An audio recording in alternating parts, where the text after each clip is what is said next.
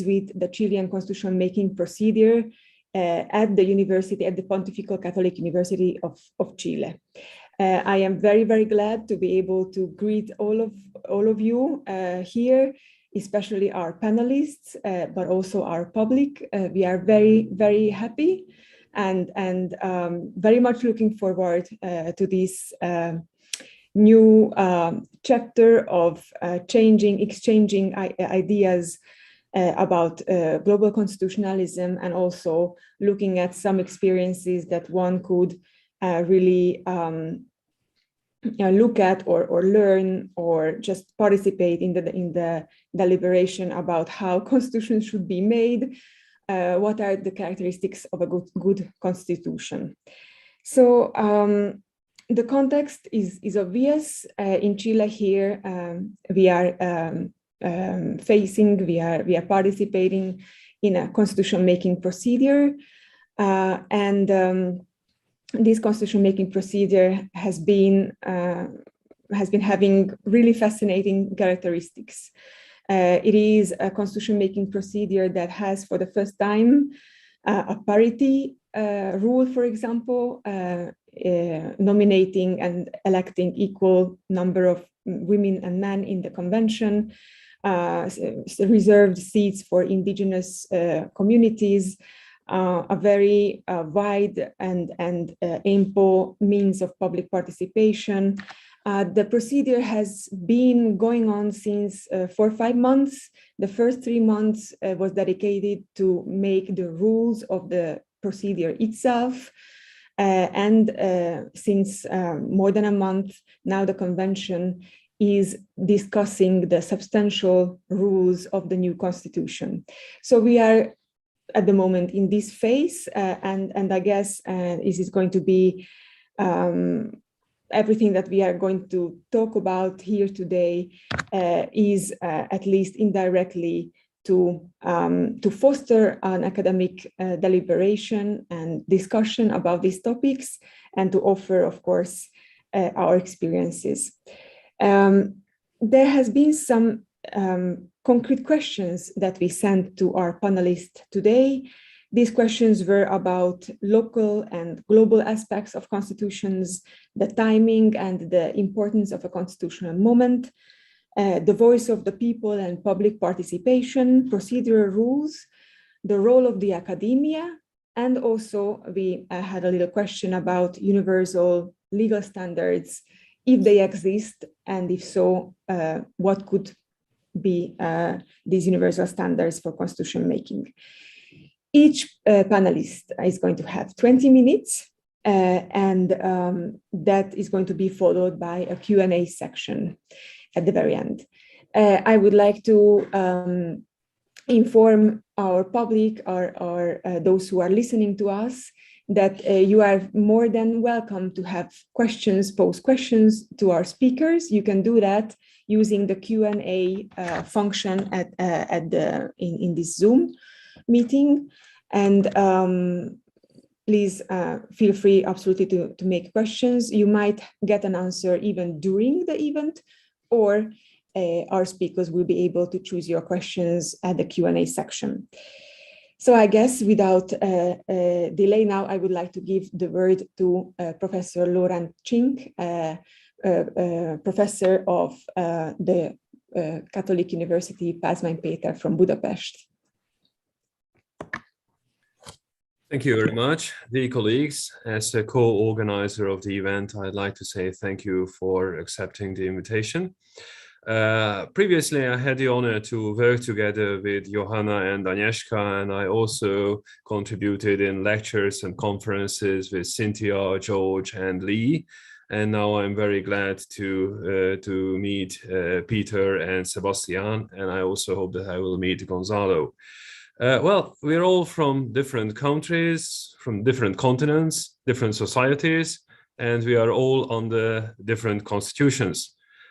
Some of us are satisfied with our constitutional system, some of us are not that satisfied, but it's still a crucial question: what makes a good constitution? Johanna and I, some 10 years ago, observed the Hungarian constitutional making process, So it's a kind of deja vu for Johanna, I guess. I'm not going to tell our findings now. I will do that at the summary. But both as a scholar and as a member of the society, I find it very important to live and to work on the best possible constitution. So I'm very curious of your views and looking forward to hear you. Thank you, Johanna. Thank you very much, Laurent. And yes, I should have mentioned among the first things that we are co-organizing this event with the Catholic University of Pázmány-Péter from Budapest, and we are, as the USE, we are very, very happy to do that. This collaboration is really important for us. So now I would like to give the floor to our first speaker, Professor Peter Sheen, who is a Jacob A. E. Davis Chair in Law at the Ohio State University. Please, Professor Sheen, the screen and the microphone is yours. Thank you very much. And my greetings also to everyone listening, and apologies in advance that I have to leave early from this event. I'm grateful that it will be recorded so that I can hear ultimately what all of my fellow panelists have said. I'm deeply grateful for the opportunity to participate in such an important and timely discussion. As it happens, on April 1st of 2020, I had been scheduled to give a talk in person to the law faculty at the University of Chile entitled Presidential Accountability in a Separation of Powers System. That occasion would have been my first trip ever to Santiago, and you can imagine how excited I was at the prospect of meeting constitutional scholars from several Chilean universities, just as Chile was launching an ambitious process of constitutional reform. And to my great disappointment, of course, the pandemic made that travel impossible. So I hope that some of my comments today will at least be of modest value to my Chilean colleagues and to the constitutional reformers I'm still eager to meet in person someday. I will use my allotted time to touch very briefly on just three subjects. The first is the role of government, the role of the Constitution in establishing and supporting legitimate government. The second is how the process of Constitution building itself advances the cause of legitimacy. And the third will be the constitutional control of executive power. Any thoughtful answer to the question, what makes a good constitution, is going to be a complicated answer. After all, a national constitution is just one part of a multifaceted legal and political infrastructure that undergirds, supports a working government. So one way to describe a good constitution is therefore a constitution that supports government, that is responsive, accountable, and effective. But a good constitution will also do something more. Constitutions play a unique foundational role in allocating power. And they do so both through the design of governing authorities and the protection of individual rights. The ways in which a constitution allocates power in society can play a crucial role in establishing a government's legitimacy. What I mean by legitimacy has been deeply influenced by a synthesis offered by Richard Fallon, the Story Professor of Law at Harvard Law School. In Dick's writing on this subject, he makes a distinction between what he calls moral legitimacy and social legitimacy. I'm tempted to call the latter socio-political legitimacy. But the idea of sociological or socio-political legitimacy is really the easier part to define. It's really a measure of the degree to which those persons who are subject to a particular regime believe that the regime deserves their respect and obedience. In other words, do they obey the regime because they fear the consequences of disobedience, or do they genuinely permit that the government merits respect and compliance? Sociological legitimacy is thus measurable in terms of people's attitudes. And of course, different subgroups within a society may reasonably differ as to how much respect a regime and its constitution deserve. All things being equal, a government would be well served if its constitution enjoys legitimacy across all social, economic, and political groups, which is not an easy thing to achieve. But whether a constitution promotes sociological legitimacy is likely to depend both on its incorporation of broad values that have gained almost universal acceptance around the world, such as freedom of expression or judicial independence, but also on how effectively the Constitution addresses the political tensions and the social issues of the moment, as well as matters of local need and identity, which will differ from society to society. By way of contrast, moral legitimacy, as Professor Fallon describes it, is what he calls a complex compound. Theories of moral legitimacy come in different varieties. There are some which we might call ideal theories. These are theories that seek to specify the conditions under which the assertion of government authority is perfectly justified and deserves obedience by all. Other theories are more minimalist. Assuming that no government is ever going to be perfectly justified, minimalist theories ask what are the minimum conditions that would justify respecting a regime. What Professor Fallon advocates, and I think he's right, is an approach that combines an elaboration of the minimal conditions for just government with an account of the ultimate ideals of legitimacy to which a regime ought to aspire, even if they will never be perfectly achieved. And from this point of view, a good constitution is one that meets or enables at least those minimal conditions while supporting and encouraging the achievement of the ultimate ideals. Professor Fallon's account of the minimal conditions of moral legitimacy also seems to me to be the right one. First, as a substantive matter, the Constitution should create institutions and guarantee rights in a manner that promises at least a reasonable hope of just collective outcomes. Second, in terms of political democracy, the Constitution should give all citizens rights of political participation that are sufficient to ensure that everyone's interests are respected during government decision-making. This is not to say that any government decision pleases everyone or will benefit equally every person or every sector of society, but democracy's claim to legitimacy rests significantly on the premise that the interests of all who are affected by collective decisions must still be taken seriously. No one's interests may be dismissed out of hand by virtue of characteristics irrelevant to the merits of the decision, such as race, gender, religion, or partisan affiliation. And finally, as a minimal matter, there must be some guarantees of fair process in applying the democratically enacted laws to individual cases. A constitution that does all of those things would at least justify an attitude among those in government that the decisions that they make pursuant to the Constitution deserve the respect of the people they serve. And one hopes, to the degree that a government behaves in ways that are just and democratically accountable under such a constitution, the Constitution will also help enable the government to achieve that respect, to achieve what Professor Fallon calls sociological legitimacy as well.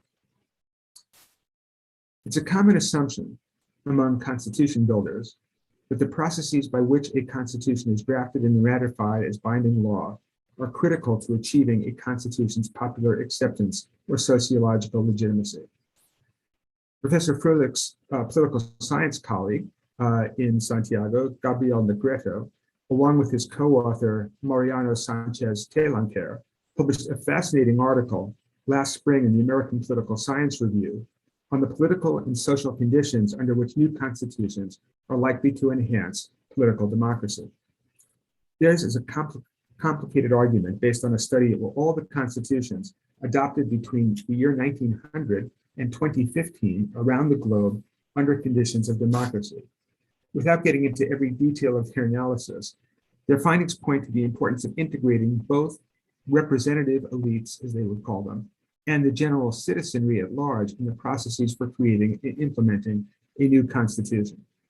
To quote just one paragraph of their argument, here I'm quoting, "Citizens need representative elites to bargain for them and produce a constitutional agreement that, while not impeding majority rule, imposes limits on the arbitrary use of executive power.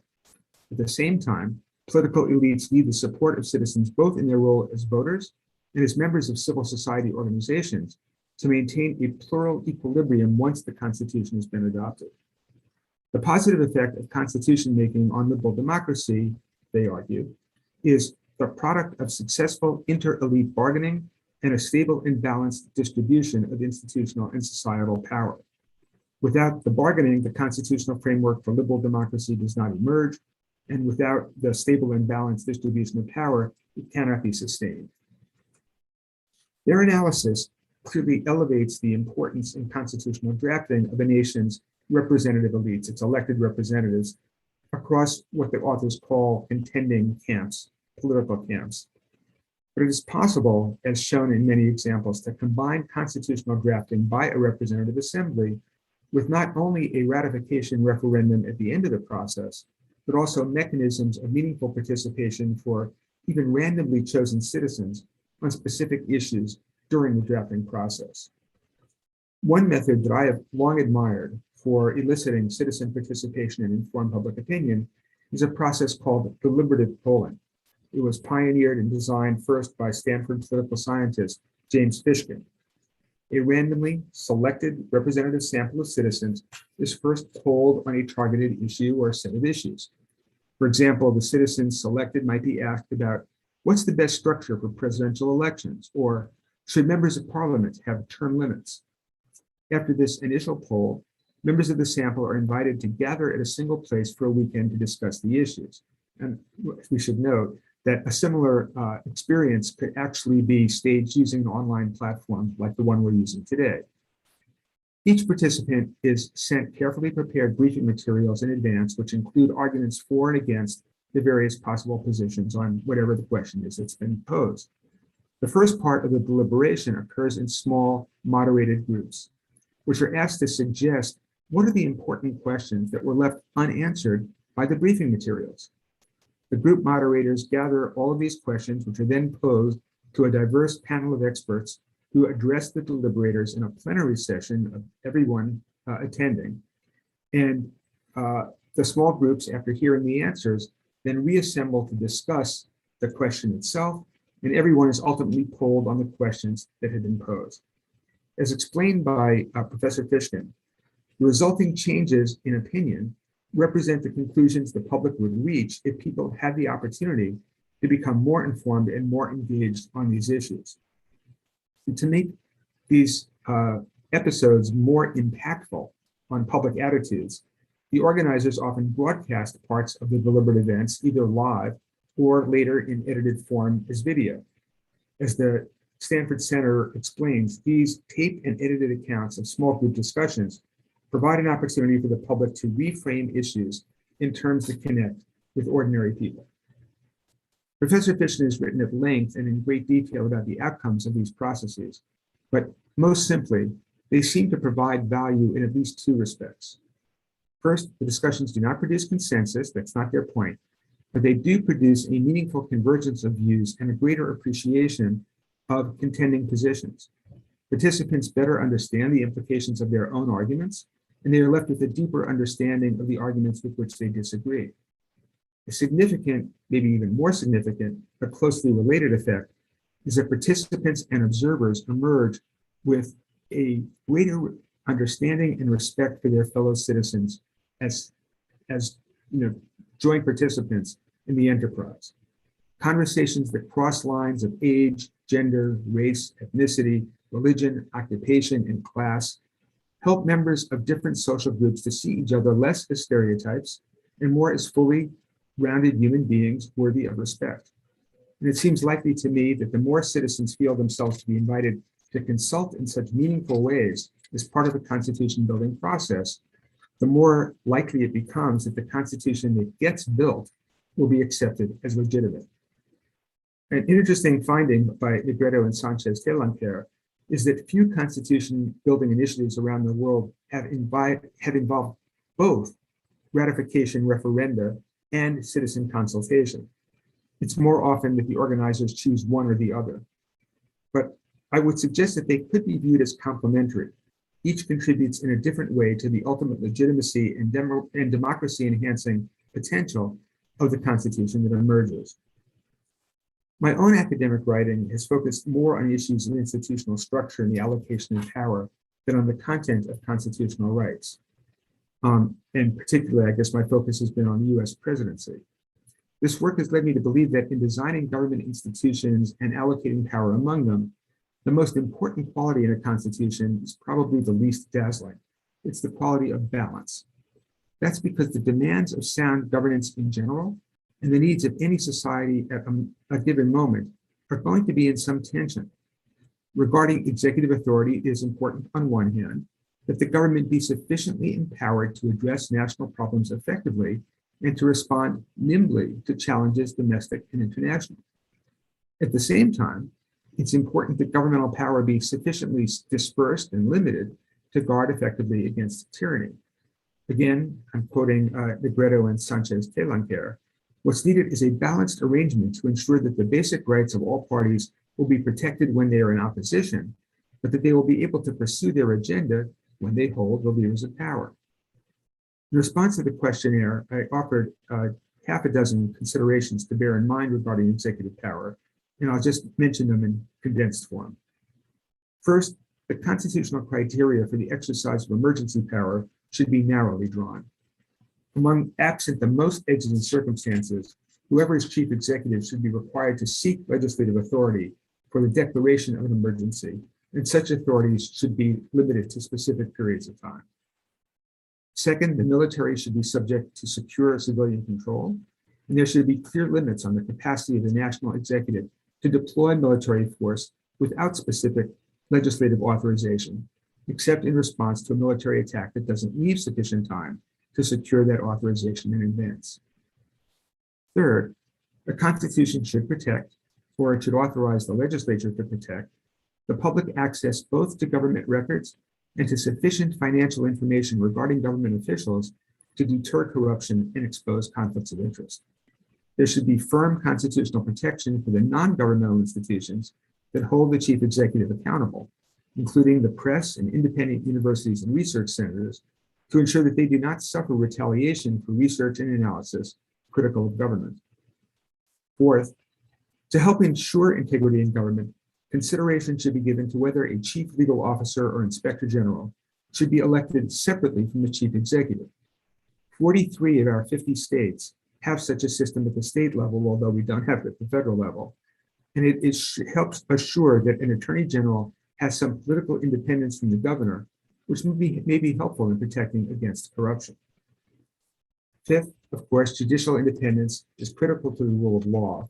And in designing an independent judiciary, care should be taken to minimize the possibilities for party politics to overcome the judicial function. Sixth, a government cannot realistically be expected to be broadly representative of the entire electorate unless voters can count on frequent, honest, and genuinely competitive elections. The right of all adult citizens to vote should enjoy protection in a national constitution. If a legislature is to be chosen through districted elections, then there should also be constitutional protection against drawing district lines with the intent to diminish political competition. Electoral systems should be designed to require that office holders be chosen by electoral majorities, not just pluralities. And a government is most likely to be a conscientious fiduciary for the interests of all citizens if elected office holders must vie for the support of all voters. I began by describing constitutions as part of a multifaceted legal and political infrastructure that undergirds a working government.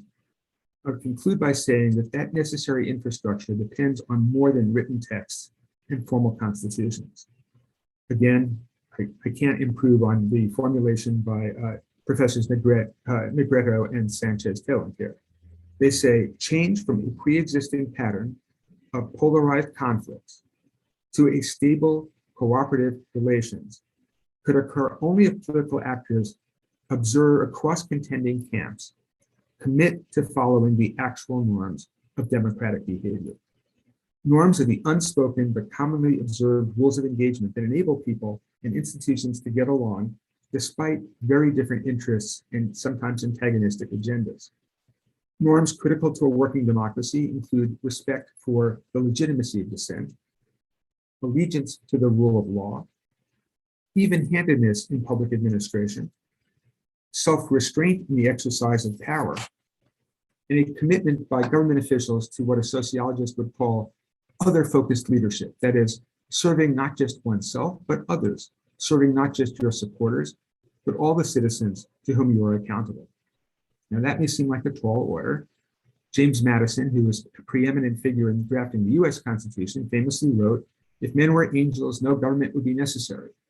But I think he should have added that if people are never angels, no stable government is ever really possible. So to those who are currently engaged in building constitutions for the strengthening of democracy, I want to convey my thanks for your inspirational undertaking and wish you all best wishes for success. And again, my apologies for only being able to remain with the group for probably the first hour of our discussion. Thank you again for letting me join.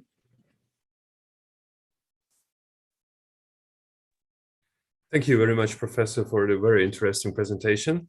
Johanna and I discussed that we moderate the conference alternately. I apologize if I miss my part, but I hope I won't. So I kindly ask our next panelist, Professor George Goradze, to give his presentation. A couple of weeks ago, I had the honor to visit him in Georgia. Unfortunately, I couldn't invite him back personally, but I do hope that the time will come when we all see each other in person and not just online. Professor Goradze, the floor is yours. Thank you very much, and hello all. First of all, I would like to express my gratitude and thankful to Mr. Laurent Singh, and it's a great honor for me to be among you and share my views about these very interesting issues. And I think, and we all think that the internet is very great for conducting conferences. But I am not against to go attend some conference in Hungary and in Chile as well, and I think we will meet each other in the future after this COVID situation.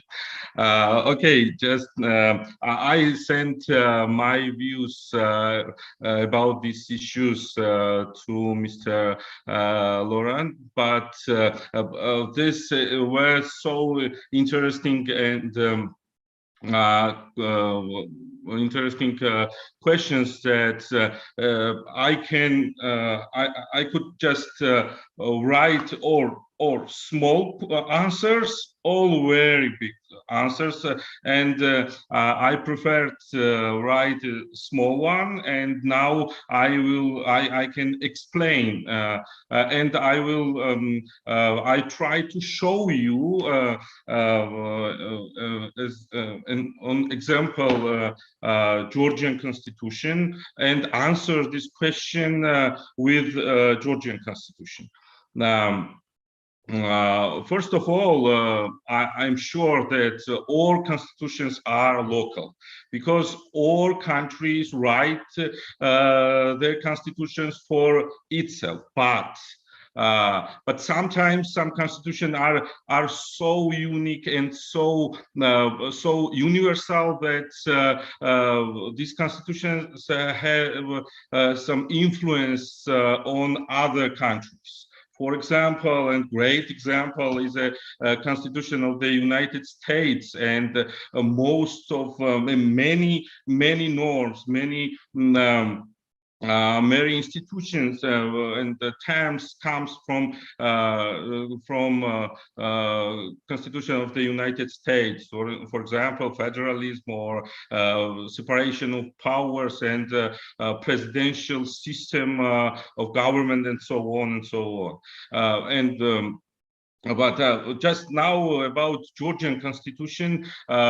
Georgian Constitution was adopted in 1995, and after that was made three main reforms.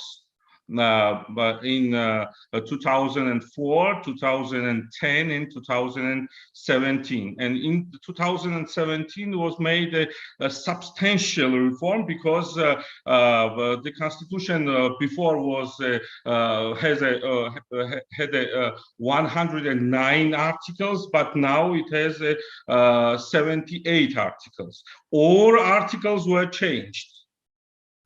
but Constitution still is adopted in 1995. It is not new Constitution, but new version, new edition of the Constitution. But what is important, I can say that this Constitution is more a postmodern Constitution. Why? There is written some articles which we could not find them before. For example, I can show you, and I would like to show you this Constitution, English version of the Constitution. Sorry. Yes, this. I hope that you see it. It's Constitution of Georgia, and we have, for example, Article 17. Article 17.4. Everyone has the right to access and freely use the internet. That we have power to use internet, and before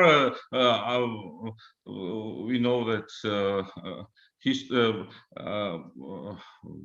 Constitution says very long history and longer than internet. Yes, but and now in the Georgian Constitution is written in internet, but our government could also write it, and we can write it. Why not, for example,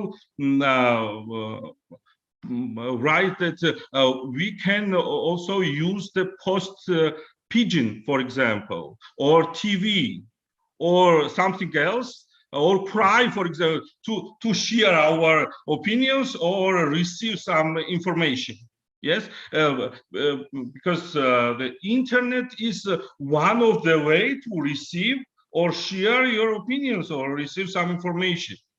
No more. And if, for example, in the Constitution of the USA and many Constitution is not right this power to use the internet, they don't have some power or no this right.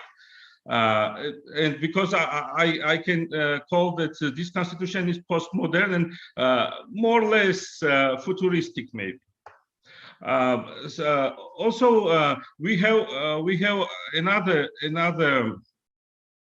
article, and one great article. It comes from the Constitution of the USA, 9th Amendment. It's for example, it's here that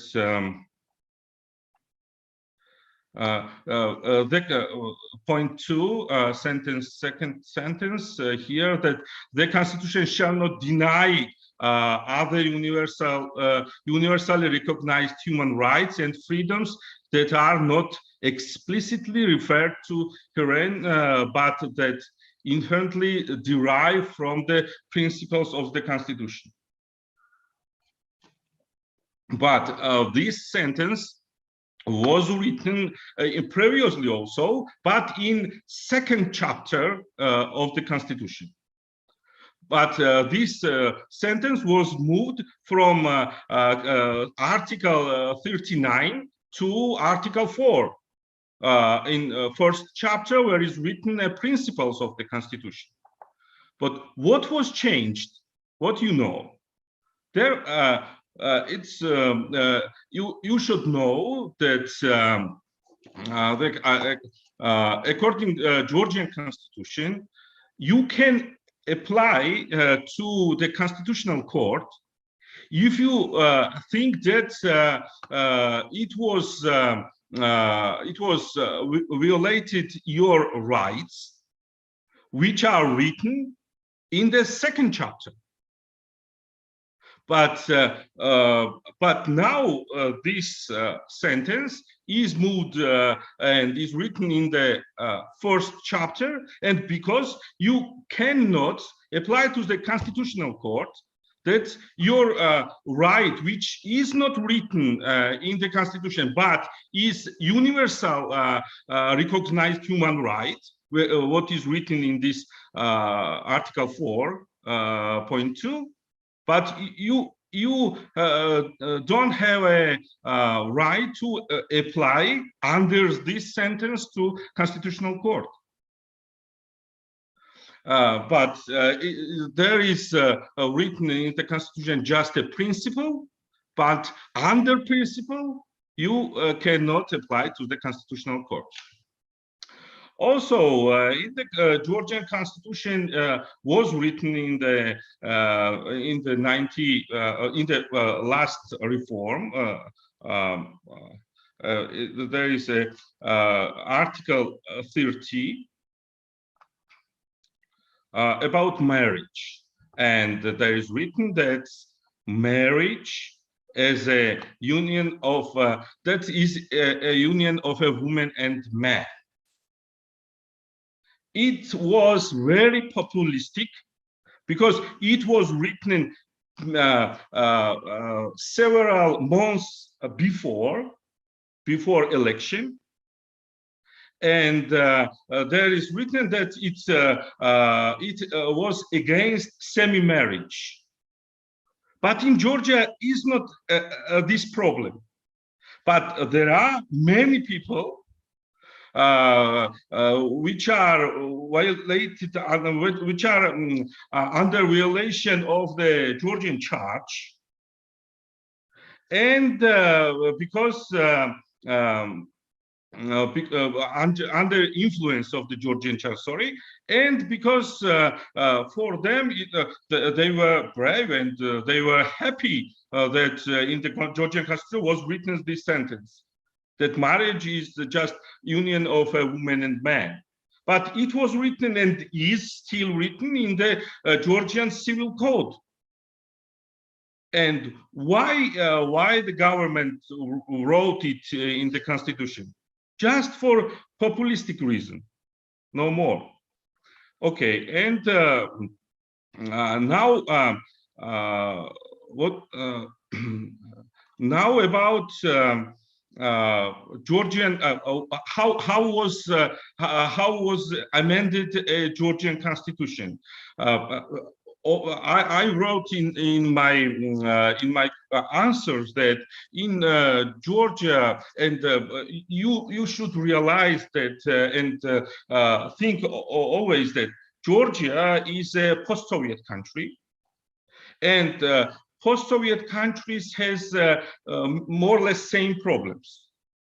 I mean, under post-Soviet country, I mean not countries which were former members of Soviet Union, but and are now members of European Union. I mean just those countries which were former Soviet Union members and are not members of European Union. And in these countries are some problems with election. Every time, every election in Georgia, in other some post-Soviet countries, for example, Azerbaijan or sometimes Ukraine and middle of Asia, in Russia as well. Every time, after every election, there are some claims that this election was falsified and so on. And after 19th, where Georgia adopted its constitution, not first, but after independence, first constitution, we always has one party in the majority in parliament. Always one party in the majority, and these parties always have the power to change the constitution. And because I can say that our constitution has some author, one person is author of contemporary version of Georgian Constitution, we have just one author. But we know that Parliament adopted the Constitution, but just one person wrote it. And because all government, which came with a huge majority in the Parliament, they thought that now it's their time. And they want to show that they has not something connection with previous government, and they always change the constitution. But last time this constitution was adopted just by government party. And for example, previously during the reforms, some other parties also were involved in constitutional making process. But last time, all opposition parties leave the process, and just one government party wrote the constitution, constitutional new version of the constitution. And because no one asked to people what kind of country they want, what kind of government they want. And for example, I wrote in my answer that our former chairman of the parliament said that we know what people want, but we do what is necessary for them. You can imagine that government do and government want for us and know what we want, what is necessary for us.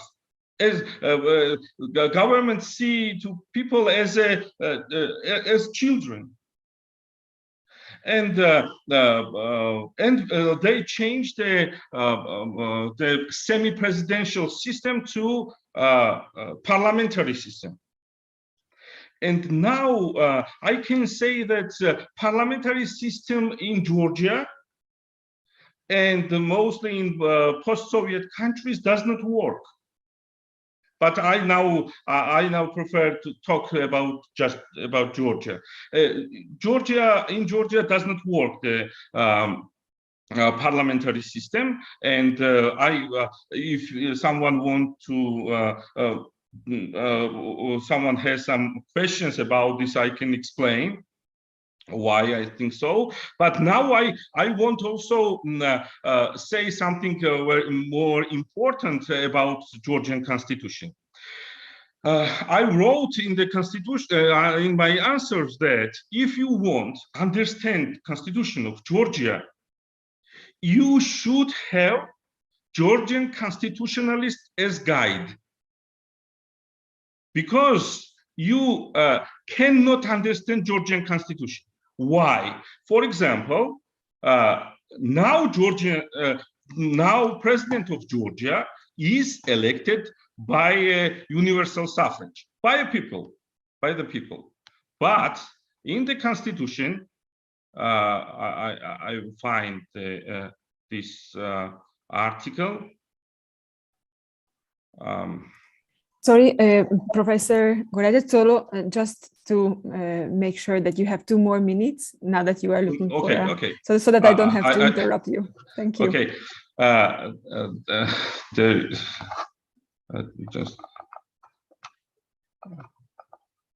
But according to the Constitution, President is elected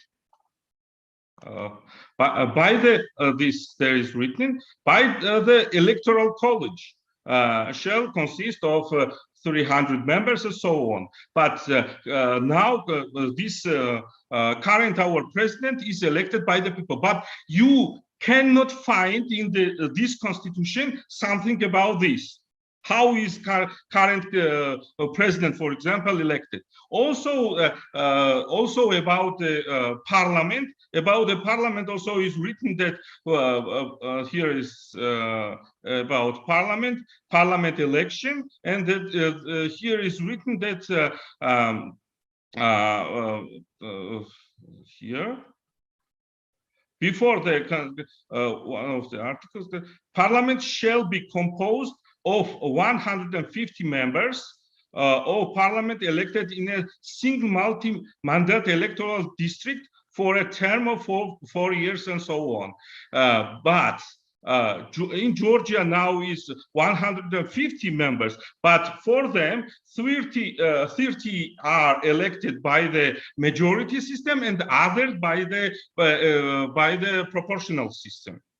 But you cannot find it in the constitution. Why? Because there are also constitutional law. By this constitutional law was changed the constitution, but in the constitutional law is written other articles which are about contemporary situation. This constitution is just about Georgian future, which will start from 2024. But and what I want to show now. Sorry, and I will finish. Here is Georgian.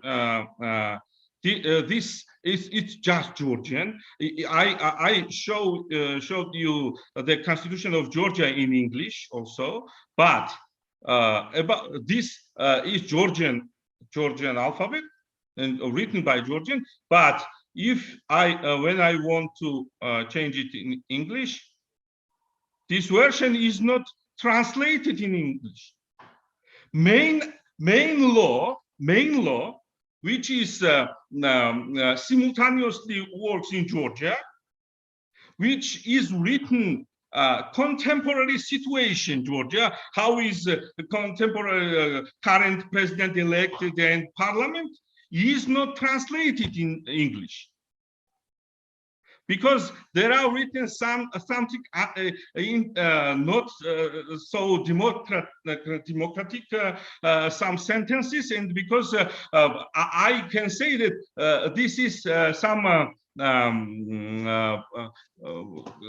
this constitution is some shadow constitution, I can say, which is not transparent for others. Thank you very much. And if you want my opinion about something else about Georgian Constitution, I can talk a lot and all day. And if you have some questions, I am ready to answer on your question. Thank you very much. Well, thank you very much, Professor Goraja. It was great. So I assume that you are not very much in favor of the aspirational characters of a constitution, right? Because at least in the Georgian case, this is something that produces a shadow constitution, exactly as you said at the very end, that there is you know, like a nice window, like a constitution that can go as a window dressing function out to the public, that is beautiful, and then there is this other little pocket constitution that everyone uses day by day, and that there is not really a full and strong normativity of this nice version of the constitution, but this shadow constitution is very interesting. Thank you very, very much for your for you maybe it's interesting, but for us not well, yes, interesting, but terrible. Yes, from an external global academic point of view, it is very interesting. Of course, yeah. Well, and it's, I guess, interesting to know what to avoid, right? And that is important for our present objective here.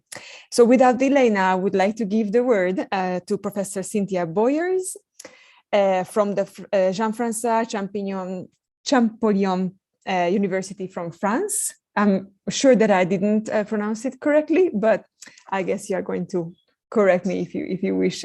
Cynthia, the floor is yours. Thanks very much. So first of all, I would like to thank you, Professor Froelich, and also Professor Chink for this great organization and for making it possible. So I'm going to try to attempt to answer to this very, very difficult question, very tricky question: what makes a good constitution?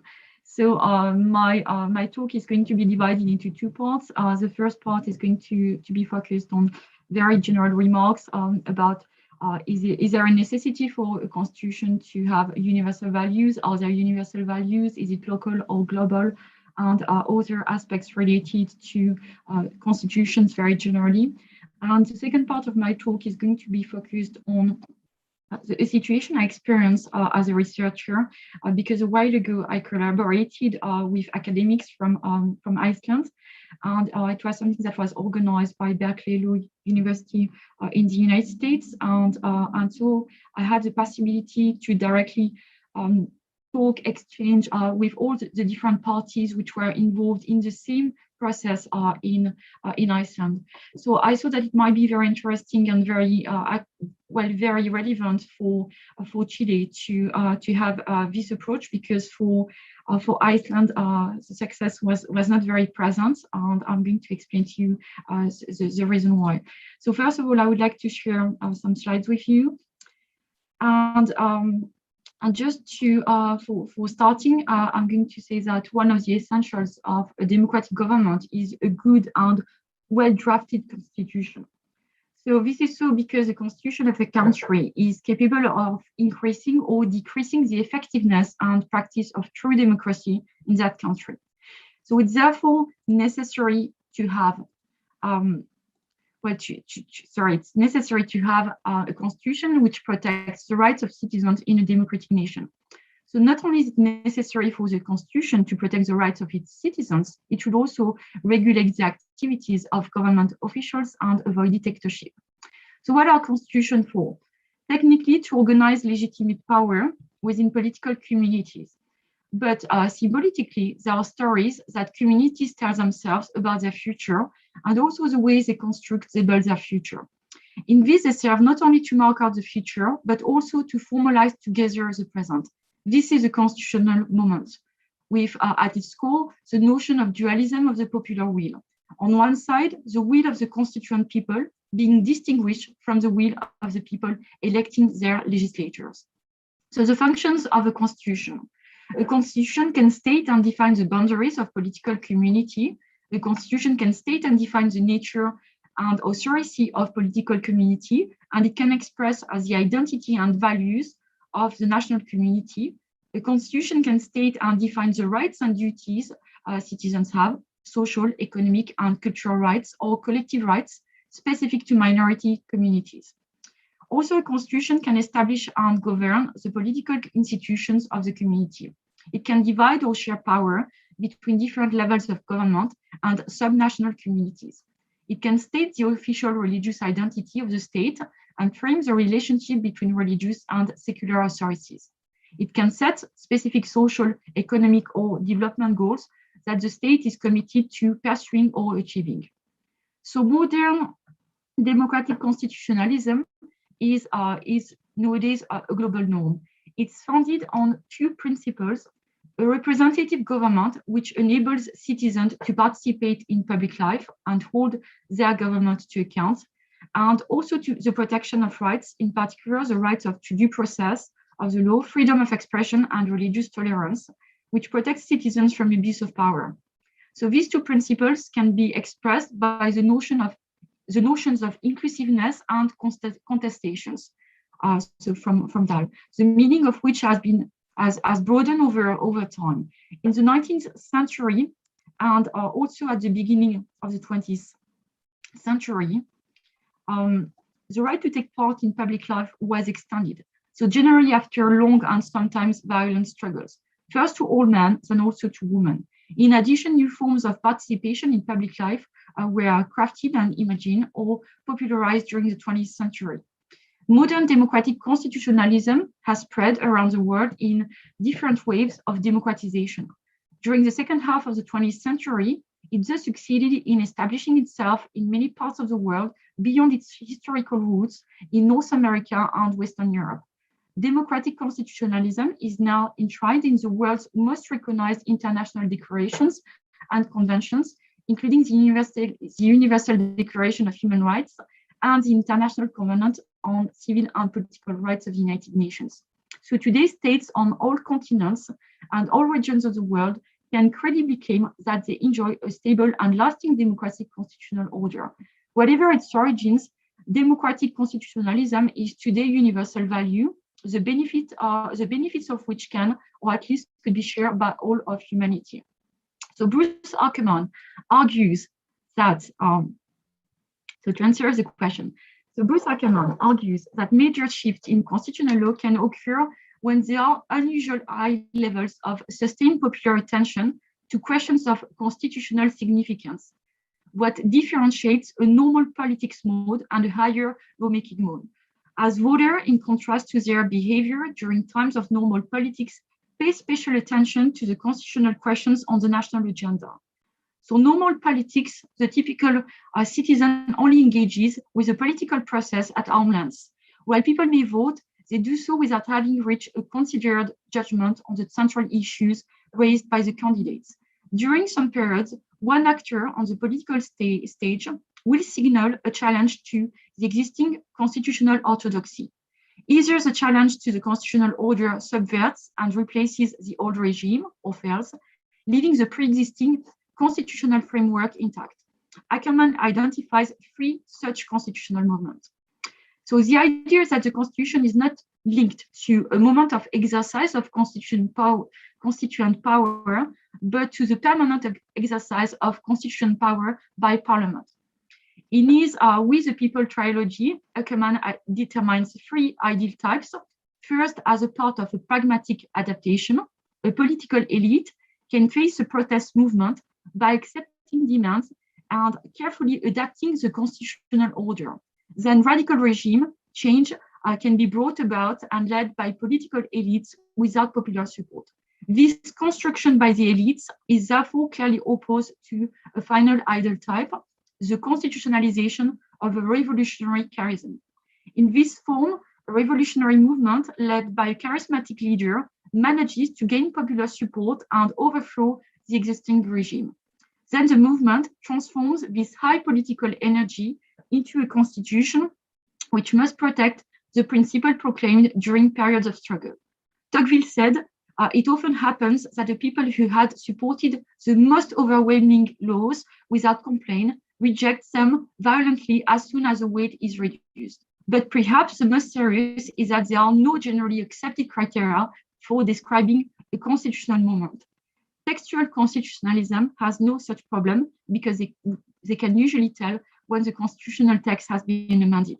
So a legal conception of the Constitution distinguishes from a political vision of the Constitution as a mechanism for the distributions of powers. So indeed, the constitutional order should not be understood as a reality detached from any historical, political, or social context. Understanding the institutions and the political system, on the contrary, involves a study of the foundations and evolutions of the constitutional order. So in principle, constitutionalism, by making all citizens part of a large market, a people's agreement or a social contract, transforms the state into a public entity, res publica, the common property of all citizens, and not the property of any person, party, or section of society. However, the establishment of a democratic constitutional order is not easy. History gives us a few examples of states that have achieved this. Those that set themselves such a goal must be aware of the difficulties, not only technical and legal, but also social and political that await them. Indeed, in almost all human societies, a relatively small elite holds abundant wealth and power, unlike a much larger population that has few or of these resources. Thus, in matters of constitution making, members of the elite are distinguished from the rest of the population by their access to political and economic power. Members of the elite rule, while the others are governed.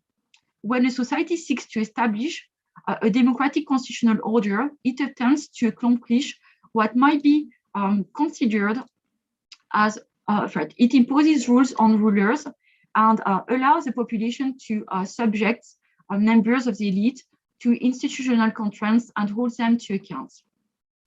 So then I'm going to focus on the situation in Iceland, the situation that Iceland experienced some years ago.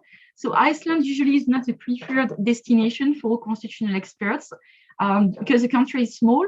Its political regime has been parliamentary for a very long time, and its constitution, which dates back to June the 17th, 1942, is only a simple reworking of the Danish constitution, which, to put it very briefly, with a president instead of the king. So there are therefore no specificities from a legal point of view. On the political level, there was no alternation between 1944 and 2009 with an unfailing domination of the right-wing party, often allied to the centrist party.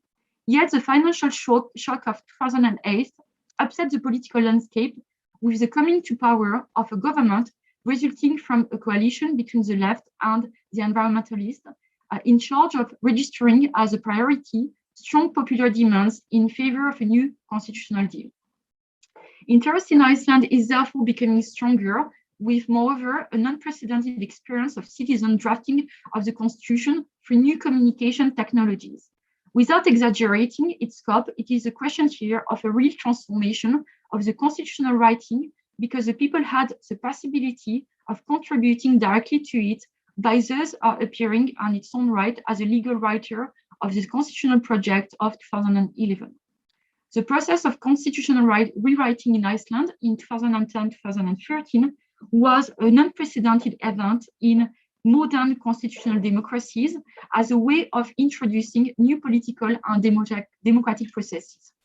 The Icelandic example seems to attest to this with the search and identification of a democratic best in terms of the constituent process.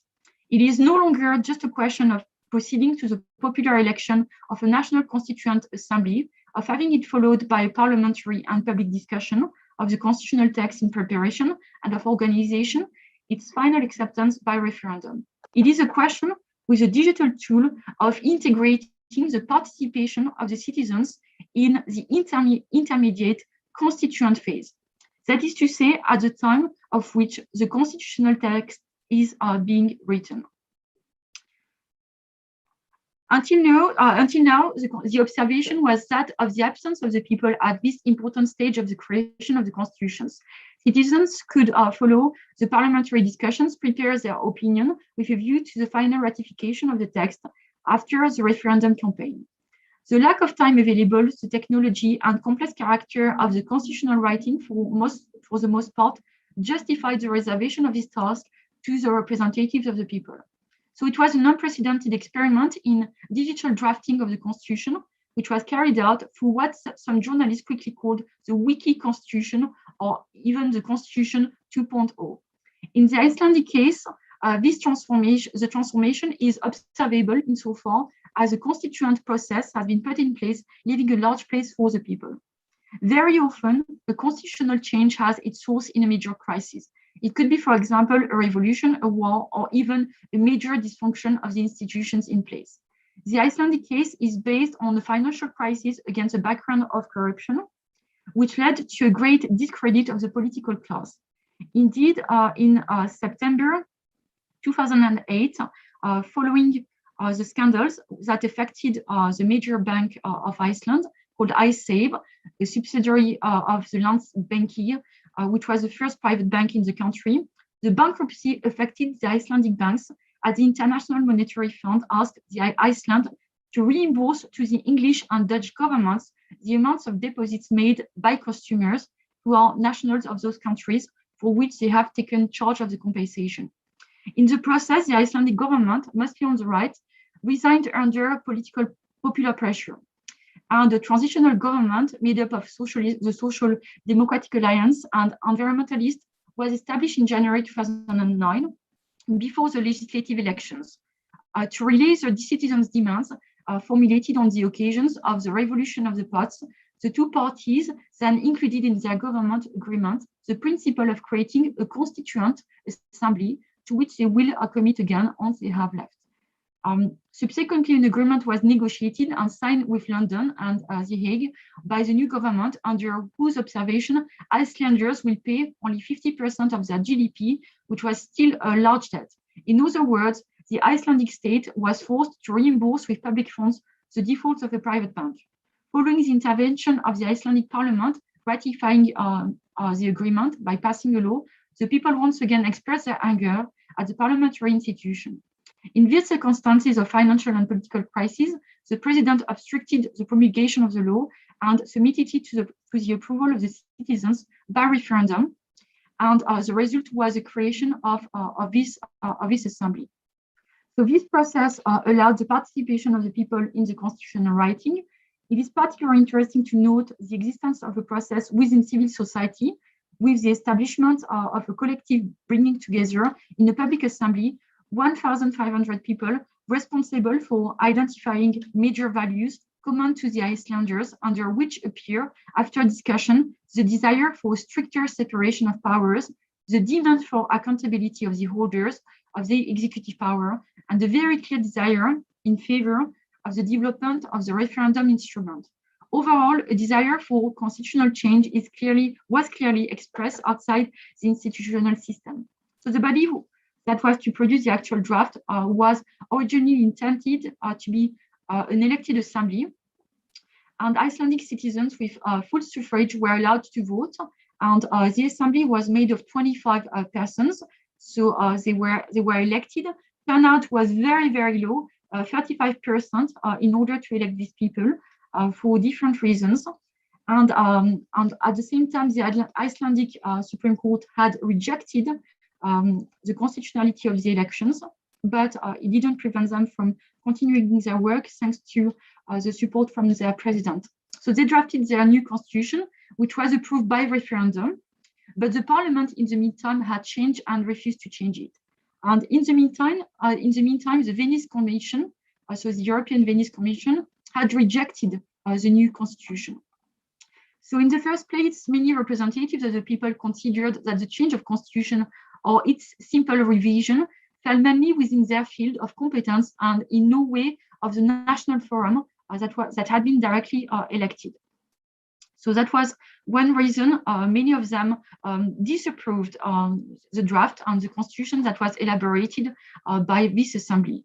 So many studies have concluded that descriptive representation can crucially support the principles of democracy. The ancient Greek democracy instead used sortation or the selection by lot.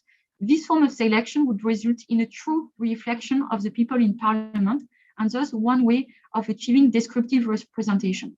When people accept the outcome of a decision, they are more likely to comply with it when it's being implemented. It is therefore important that the respondents view the decision as more acceptable when it is taken by a group of decision makers that descriptively represent the public.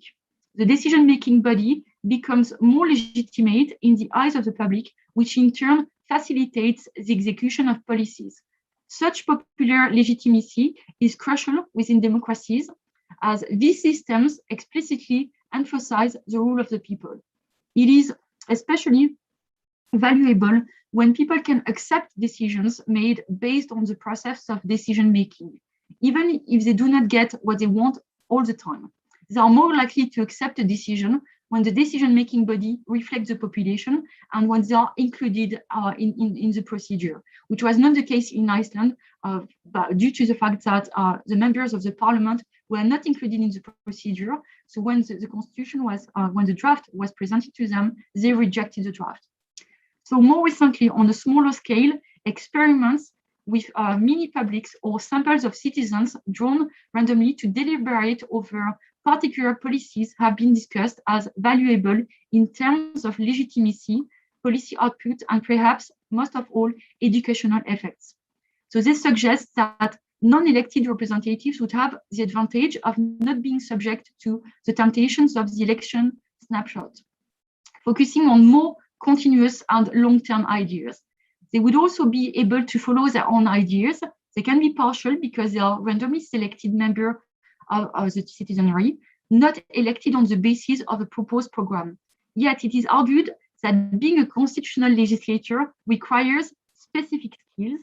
Making laws and policy proposals is not an easy task. It requires training, knowledge, and the document will shape both the country's present and its future.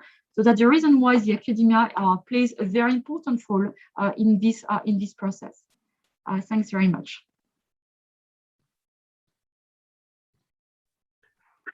Thank you very much. Just very nice hearing very important elements of Icelandic constitutional making.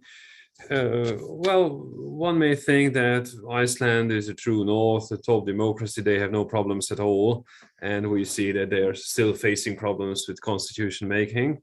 And I'm especially grateful that you emphasized that democracy has no alternative. Sometimes we are likely to forget this. Our next panelist is Professor Agnieszka Wieniek-Kachala from Copernicus University of Toruń, Poland.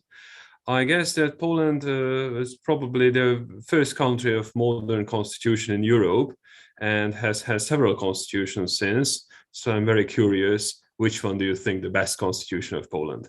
Professor Wieniek-Kachala, the floor is yours.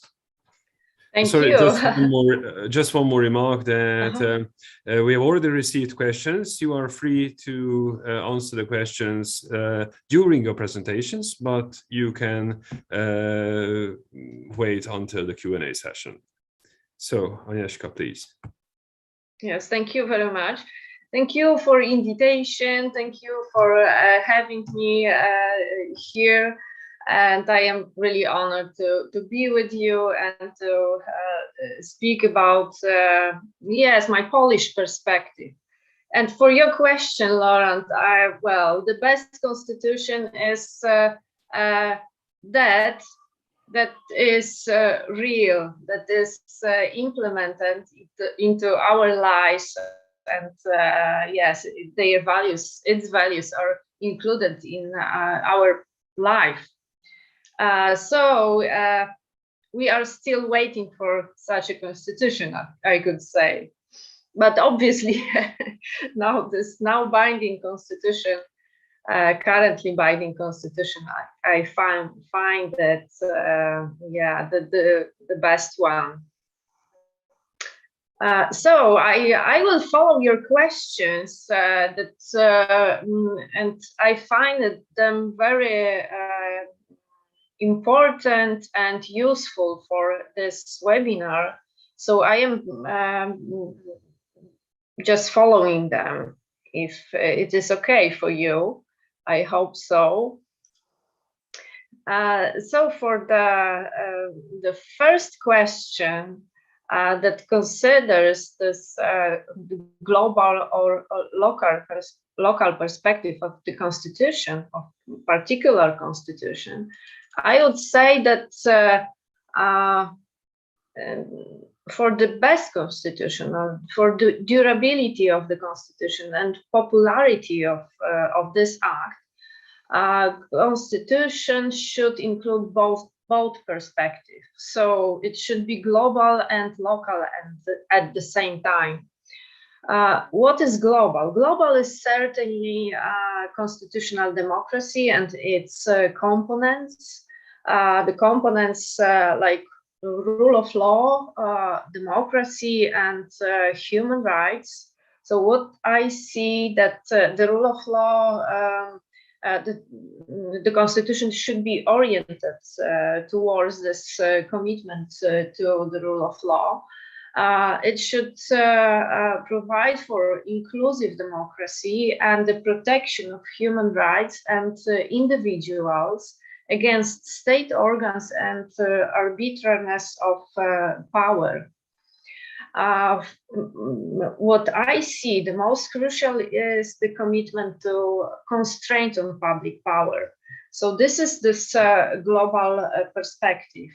And here I would like to recall the opinion of Tom Ginsburg and Aziz Haq that yeah, they included this statement into the book titled How to Save a Constitutional Democracy. And this is the idea of that liberal constitutionalism, or liberal democracy, or constitutional democracy is morally superior. And what I found out that this is the most problematic, or yes, controversial statement for many academics. Obviously, I cannot say what this moral superiority means for authors, but I can say what it means for me, as I understand this statement. So for me, the moral superiority of liberal constitutionalism, or constitutional democracy, or liberal democracy is connected with values and virtues that are attached to this ideal. The most important values are, as I see this issue, are equality, justice, dialogue, separation of powers, democracy, independence, and impartiality of judges. The most important virtue is self-restraint of those in power, but not only them, obviously. Those values and virtues should be included into the Constitution, but as I see it, the most important, they should be recognized and prized by people. We should also bear in our minds that democracy, rule of law, human rights are difficult to define and are context-related phenomena. So, in this point, I would like to focus on particularities that Constitution should also reflect in their text. This local perspective and national identity, yes, as I said, have to be reflected in the Constitution. And for Poland, for example, local perspective includes historical development and, yes, our own experience, historical experience.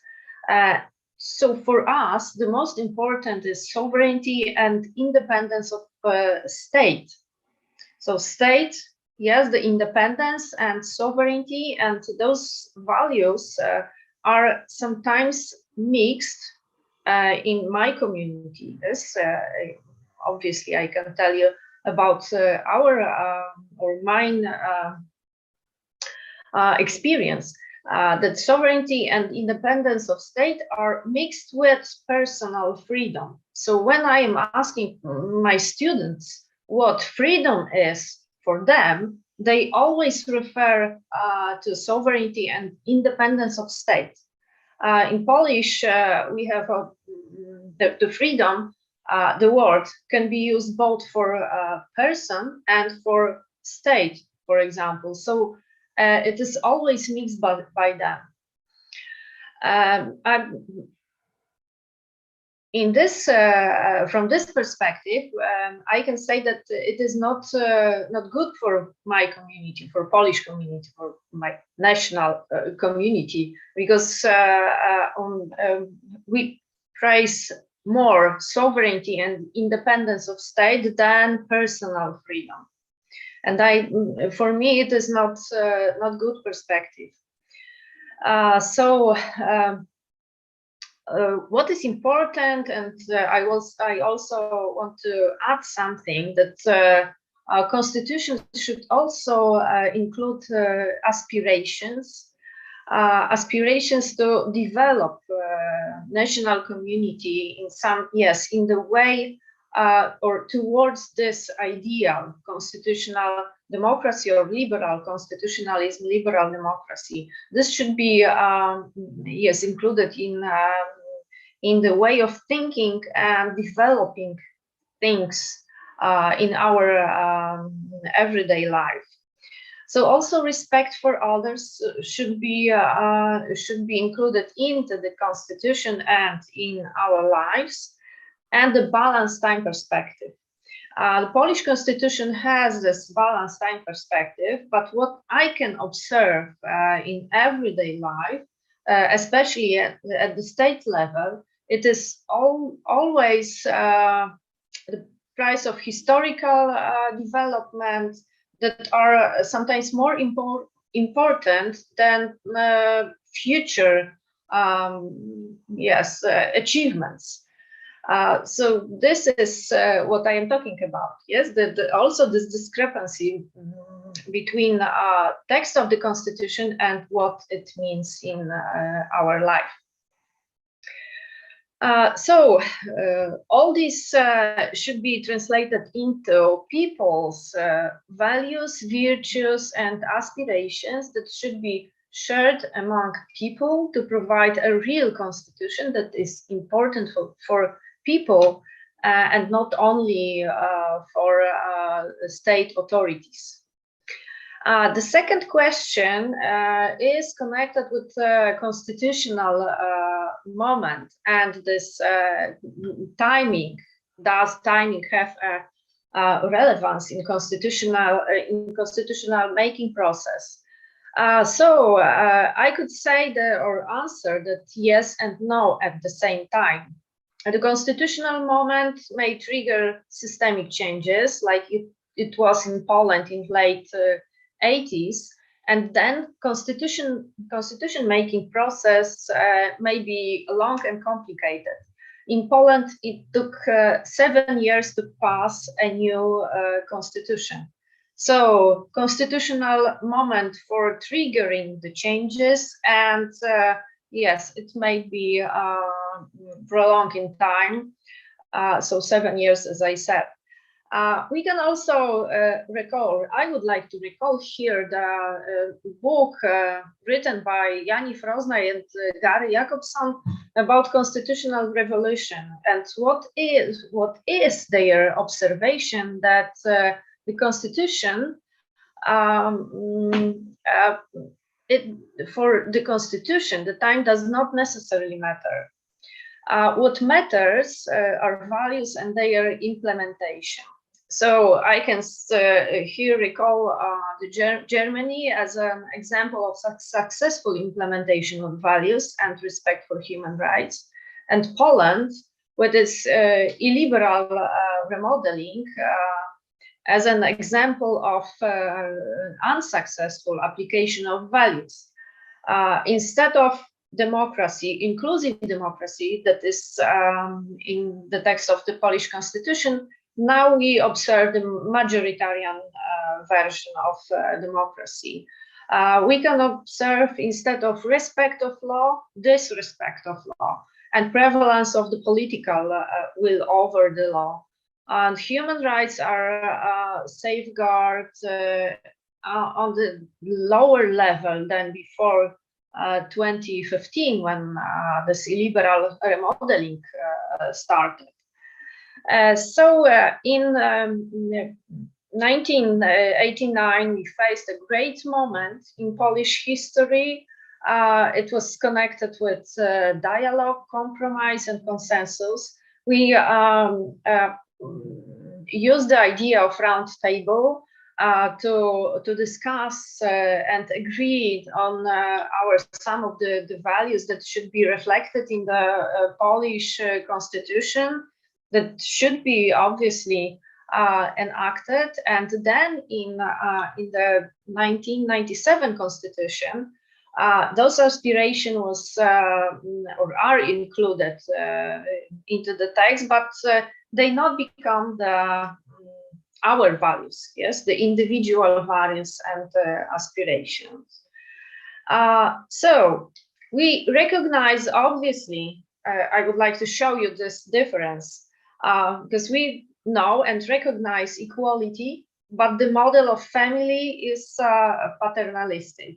For example, yes, you can see me when I am in my house. I am sitting in the kitchen. So it is what is recognized in Poland, yes, the place of woman. But obviously, we can take our opportunity and yes, to speak about such important questions just being here. As for academic freedom and autonomy of universities, it is recognized in the Polish constitutional text, but the structure of universities that it is implemented by universities is hierarchical. So we can see this discrepancy, and what is, we recognize values, but they are not ours. We don't know how to use them mainly. So for the voice of the people, how it should be channeled to the constitutional making process, yes, obviously we can say that this is a very important element, and it should be, the voice of the people should be heard in every stage of constitutional making process, but also after making the constitution.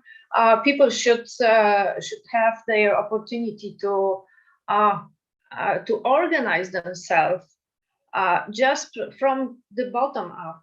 And what I can observe also, that this democracy, obviously Polish constitution recognizes the referendum and yes, the citizens' initiative, legislative initiative, but it does not work, or those institutions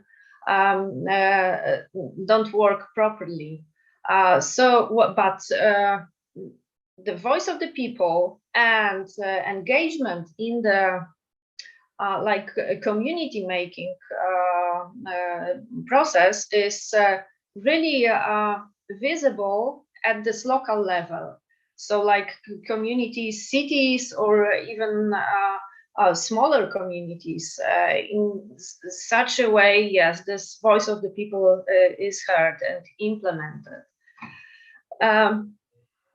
Also, I can say that the Polish Constitution, 1997 Constitution, was enacted in inclusive process with many discussions conducted within the National Assembly, with many drafts of the Constitution that were offered during long-lasting process of the constitutional text formation. But yes, Poles voted in the referendum in favor of the Constitution, but after 30 years, we can see illiberal remodeling. So it is not about inclusiveness of or inclusion of the people in this constitution making process, but implementation of those values. Yes, and then we have divided social and political context, or divided societies. I would recall here the Netherlands, and yes, their example, or what they called polderen, which means which translate into dialogue. Yes, and the compromise, consensus, as those values that have their importance in everyday life. And I think that this discussion, compromise and dialogue should be the most important for divided societies on many grounds. And the role of academia. What I can say here, and I see it as the most important thing, is our engagement in discussions, but not only on academic fora, but in everyday life. We should speak and behave as those values that I presented are ours. And we should live prizing them.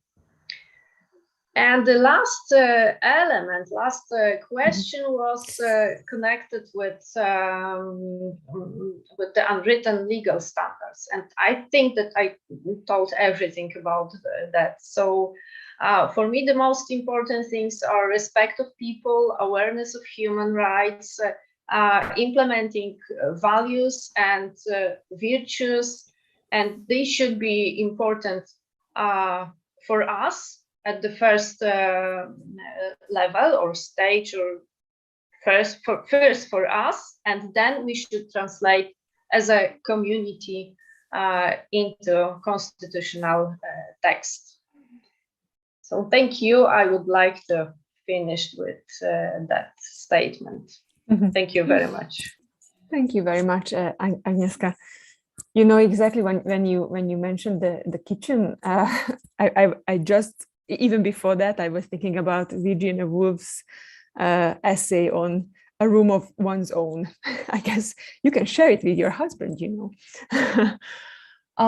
But getting back to the topic, really, don't you think? And this is this can also be a question to our next speaker, Sebastian. That you know, everyone is emphasizing really the importance of public participation and direct means of democracy in order to have referendums, to offer more voice, more opportunities for the people to say their opinion. But don't you think that at least up to a certain level there is some contradiction between this claim and the necessary level of respect law, like rule of law? Because if we really want law, that law should govern our actions and the state and the competencies, then there should be a limit of when or how many times or in what circumstances we ask the people about what to do. Because then why don't we ask the people all the time what to do? Why do we need really law if we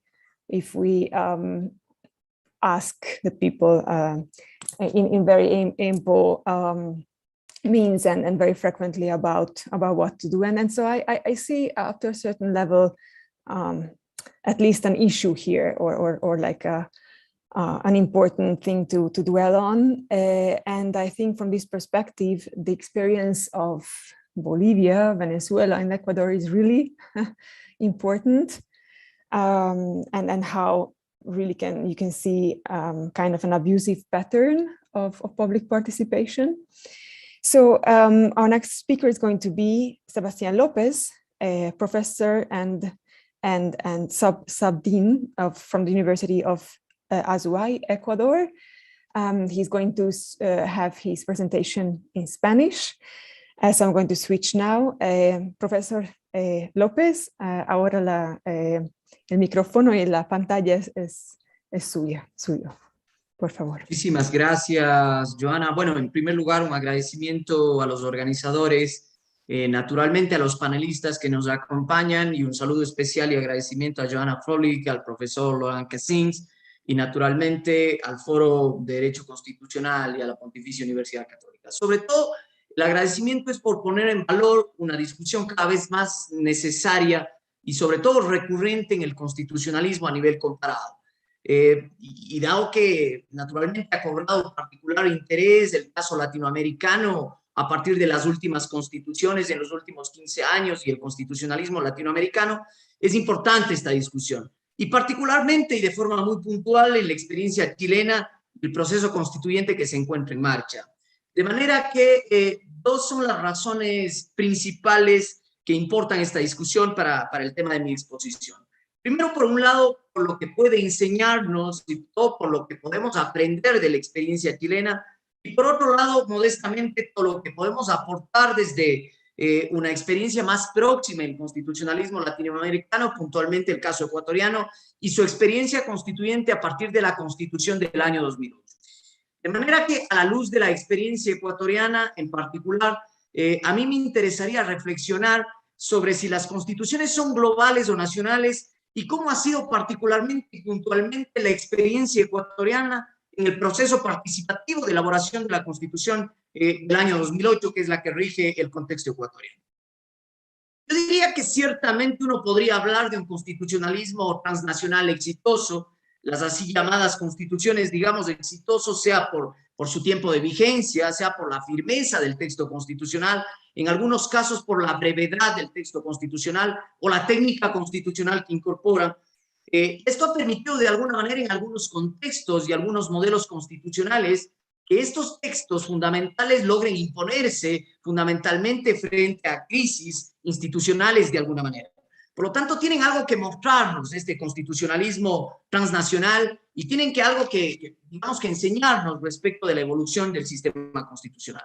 No obstante lo dicho, me parece que el derecho en general y sobre todo el derecho constitucional en particular, como un sistema de reconocimiento encargado de dotar y articular de sentido y significado a las distintas relaciones sociales en las que se inscriben las normas, no puede pretender imponerse el derecho constitucional como una fuerza homogenizante. Me parece que eso es importante.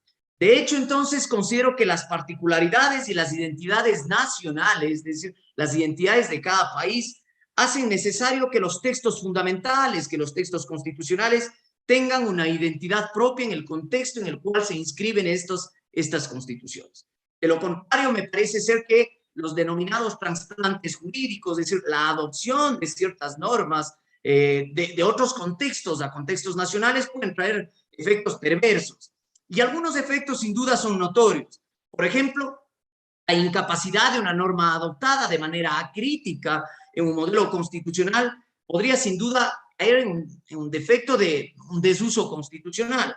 Por otro lado, estas normas que se adoptan acríticamente podrían tener algunos efectos irreconocibles que se generan la norma adoptada respecto del sistema en el cual se incorpora.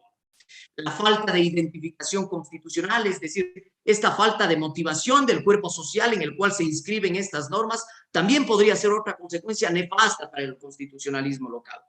Yo creo que son efectivamente las particularidades de cada país o las particularidades de cada sistema las que dotan de legitimidad al texto constitucional de las disposiciones particulares de cada contexto. Piénsese, por ejemplo, nada más como una referencia en el constitucionalismo latinoamericano o en el constitucionalismo andino, para ser mucho más específico, o como algún profesor en el contexto chileno lo ha llamado, este constitucionalismo de carácter bolivariano, ¿no? Estas constituciones que han incorporado algunas particularidades e identidades constitucionales, como podría ser el summa causae, que es lo que incorpora la Constitución ecuatoriana, este summa causae, que propio de una cosmovisión indígena, de una cosmovisión andina, refleja lo que es el buen vivir, o en su caso, por ejemplo, Bolivia, el summa camaña, es el vivir bien, y que han sido incorporados a los textos constitucionales, dan buena cuenta de estas particularidades de los constitucionalismos locales. Otras cláusulas, por ejemplo, para ponerles como una muestra nada más acá en el panel, en el constitucionalismo ecuatoriano, hemos incorporado, por ejemplo, en la Constitución ecuatoriana, el denominado, una referencia a la Pachamama, o la Madre Tierra, ¿no? Que se encuentran en el preámbulo de la Constitución ecuatoriana.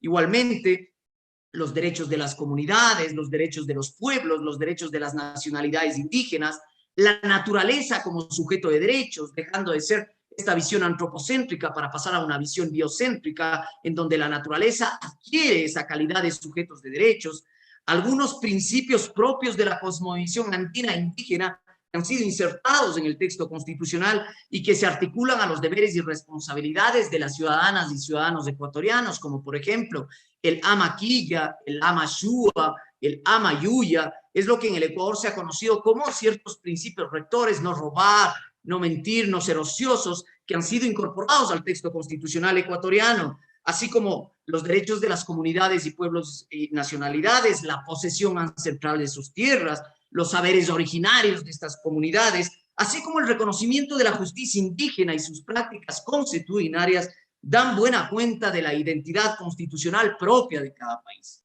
De manera que me parece que son particularidades del constitucionalismo que los vuelven identificables, los vuelven reconocibles en el contexto en el que se inscriben. Ahora, me parece ser que el tema central está en cómo darle una verdadera voz, o como diría Gargarella, cómo darle este poder de decisión a la ciudadanía a efectos de que esta ciudadanía se mire como autores del pacto constitucional que se dotan a sí mismos. Cómo alcanzar esa voz, esa verdadera decisión, ese poder de decisión y participación. El constitucionalismo andino, constitucionalismo bolivariano, como lo han denominado algunos, o constitucionalismo latinoamericano, muy marcado en las constituciones venezolana de 1999, la constitución ecuatoriana del año 2008 o la constitución boliviana del año 2009, se han decantado por unas constituciones extensas, digamos. Son constituciones bastante rígidas, son constituciones fuertemente materializadas, son constituciones que han incorporado de alguna manera una nueva institucionalidad aparentemente más abierta al diálogo, a la deliberación y a la participación, pero que de alguna manera han recuperado la fuerza normativa de los textos constitucionales, pero que paradójicamente también han reforzado en los diseños institucionales, en el marco de los textos constitucionales, ejecutivos poderosos con amplias facultades, extendidas atribuciones para estos presidentes, para estos hiperpresidencialismos latinoamericanos, sin duda dan muestra de una contradicción interna del constitucionalismo latinoamericano. Este constitucionalismo latinoamericano también consciente esta fragilidad de la democracia formal representativa como mecanismos de baja intensidad frente a contextos plurales, frente a contextos diversos de alta intensidad o de participación popular, social, como suelen ser las constituciones latinoamericanas, han permitido que en los textos constitucionales latinoamericanos se incluyan de alguna manera un lenguaje constitucional mucho más favorable a la participación. Pero aquí una nota al pie, un lenguaje que más bien parece ser una adaptación solamente a nivel formal de los textos constitucionales.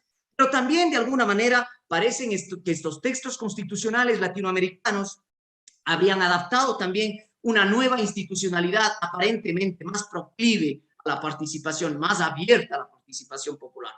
Es decir, estas constituciones que se ubican más bien dentro de las constituciones post-neoliberales o constituciones decoloniales, como lo han llamado algunos autores, como pueden ser, por ejemplo, la Constitución boliviana y centralmente la Constitución ecuatoriana, han marcado sin duda una ruptura radical con la ortodoxia constitucional presente, ¿no? Y sin embargo, me parece a mí, y sin embargo, ¿hasta qué punto esto es cierto? ¿Hasta qué punto en el caso del constitucionalismo latinoamericano efectivamente se ha recuperado la participación popular? ¿Hasta qué punto efectivamente el constitucionalismo latinoamericano, y para ser mucho más concreto, el constitucionalismo ecuatoriano ha incorporado esta verdadera participación popular, se ha convertido en una constitución mucho más inclusiva, una constitución mucho más participativa? ¿Hasta qué punto es eso? ¿Cierto? De la mano del constitucionalismo ecuatoriano a mí me interesa dar cuenta sobre todo dos momentos del proceso constituyente ecuatoriano del año 2008 a efectos de poder compartir con ustedes y sobre todo de ilustrar la discusión. El primer momento es un momento de elaboración misma de la Constitución, el proceso de formación del texto constitucional ecuatoriano. El segundo momento, aquel que, una vez cesado el proceso constituyente en estricto sentido, me interesa destacar algunas particularidades del texto constitucional ecuatoriano, algunos rasgos del texto constitucional ecuatoriano como producto mismo del pacto constituyente, y desde ahí quizá poder arrojar algunas luces a la discusión y este foro. Sobre el momento de elaboración de la Constitución, sobre este primer momento inicial, conviene decir que para el caso ecuatoriano, el proceso constituyente arranca en el año 2007. Nosotros en Ecuador hemos tenido 20 constituciones en 200 años de vida republicana, una constitución promedio por cada 10 años, un proceso constituyente que dejaba atrás la constitución del año 1998 y que sin duda se ve inmiscuido en una nueva vorágine del cambio constitucional. Un proceso constituyente que arranca en el año 2007, que se plasma en el año 2008 y que elevó algunas expectativas de algunos sectores sociales importantes, como son los movimientos de mujeres, los ambientalistas, las colectividades indígenas, los intelectuales de clase media y popular, muchos de ellos vinculados a la academia, otros vinculados a organizaciones no gubernamentales, las ONGs, sin duda fueron parte de este proceso inclusivo, de esta fase inicial de instalación del proceso constituyente. Pero en este primer momento constituyente uno podría identificar dos subetapas o dos momentos particulares. Un primer momento de instalación o de fase de instalación del proceso constituyente, que yo lo califico como un proceso mayormente deliberativo, un proceso de amplia participación, de amplia discusión, de amplia deliberación, pero podemos identificar también en esta primera etapa un momento decisional posterior de escasa discusión, cero deliberación, escaso debate y una mínima participación social. Para poder entender esto, conviene quizá indicarles también que, como un dato clave, que en abril del año 2007 el partido de gobierno, el partido oficialista, gana las elecciones y naturalmente convoca un plebiscito constituyente para instalación de una asamblea constituyente y obtiene el 81% de los votos válidos a efectos de iniciar esta propuesta constituyente. En septiembre del año 2007, de ese mismo año, el partido oficialista alcanzó 80 escaños de los 130 posibles al interior de la Asamblea Constituyente, en una suerte de facción mayoritaria que se impuso al interior de la Asamblea Constituyente. Ese es un dato esencial en el constitucionalismo ecuatoriano y creo que también marca algunos rasgos importantes de lo que puede ser el constitucionalismo andino como una categoría. Este primer momento inicial de instalación de la Constitución, repito, se articuló, para ponerles un ejemplo, a tono con 10 mesas constituyentes de trabajo, 10 mesas temáticas encargadas de preparar los borradores de las secciones de lo que luego formaría el texto constitucional final. Desde estas mesas de derechos y garantías hasta mesas de soberanía, relaciones internacionales, pasando por mesas de participación social, estructura del Estado, trabajo y derechos, mesas relativas al régimen de desarrollo, mesas de justicia, la constituyente ecuatoriana del año 2008 emprendió un gran diálogo nacional con participación de diferentes actores sociales. El proceso constituyente en el caso ecuatoriano debía durar un año, desde noviembre del año 2007 hasta octubre del año 2008.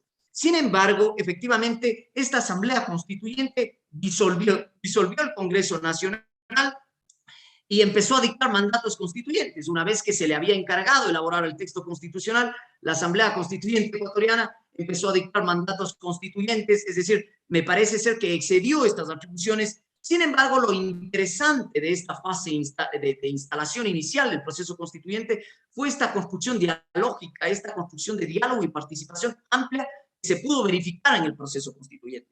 No pasó lo mismo en el segundo momento, en este momento decisional o posterior, que sin duda contrasta con el espíritu constituyente. A pesar de que el momento decisional realmente solo fue un cuarto del proceso constituyente, es altamente interesante ver cómo en esta fase decisional se adoptaron la centralidad de artículos del texto constitucional. Se pasó de las mesas de trabajo que estaban en esta fase inicial, en este momento inicial de mayor diálogo, se pasó, digo, a una fase más bien casi que de imposición constitucional. Equipos guiados desde la Presidencia de la República y articulados a grupos de asambleístas constituyentes son los que impusieron definitivamente el texto constitucional final. De los 100 artículos que se habían discutido en 9 meses, en 2 meses la Constitución pasó a tener 444. Es decir, lo que hubo es un proceso final de imposición respecto del texto final de la Constitución. Concretamente, se pasó de un momento deliberativo de la fase inicial a un momento impositivo en una fase decisional y posterior.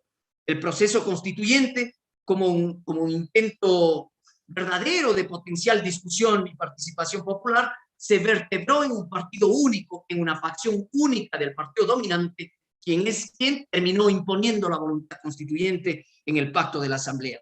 Yo diría que teníamos entonces una Asamblea Constituyente de partido único en el caso ecuatoriano, es decir, una Constitución del año 2008, en donde el presidente de la República, a través de sus asambleístas constituyentes, terminaron imponiendo el texto constitucional y terminaron desconociendo esta fase importante de deliberación, de discusión y de participación popular más a tono con el constitucionalismo deliberativo.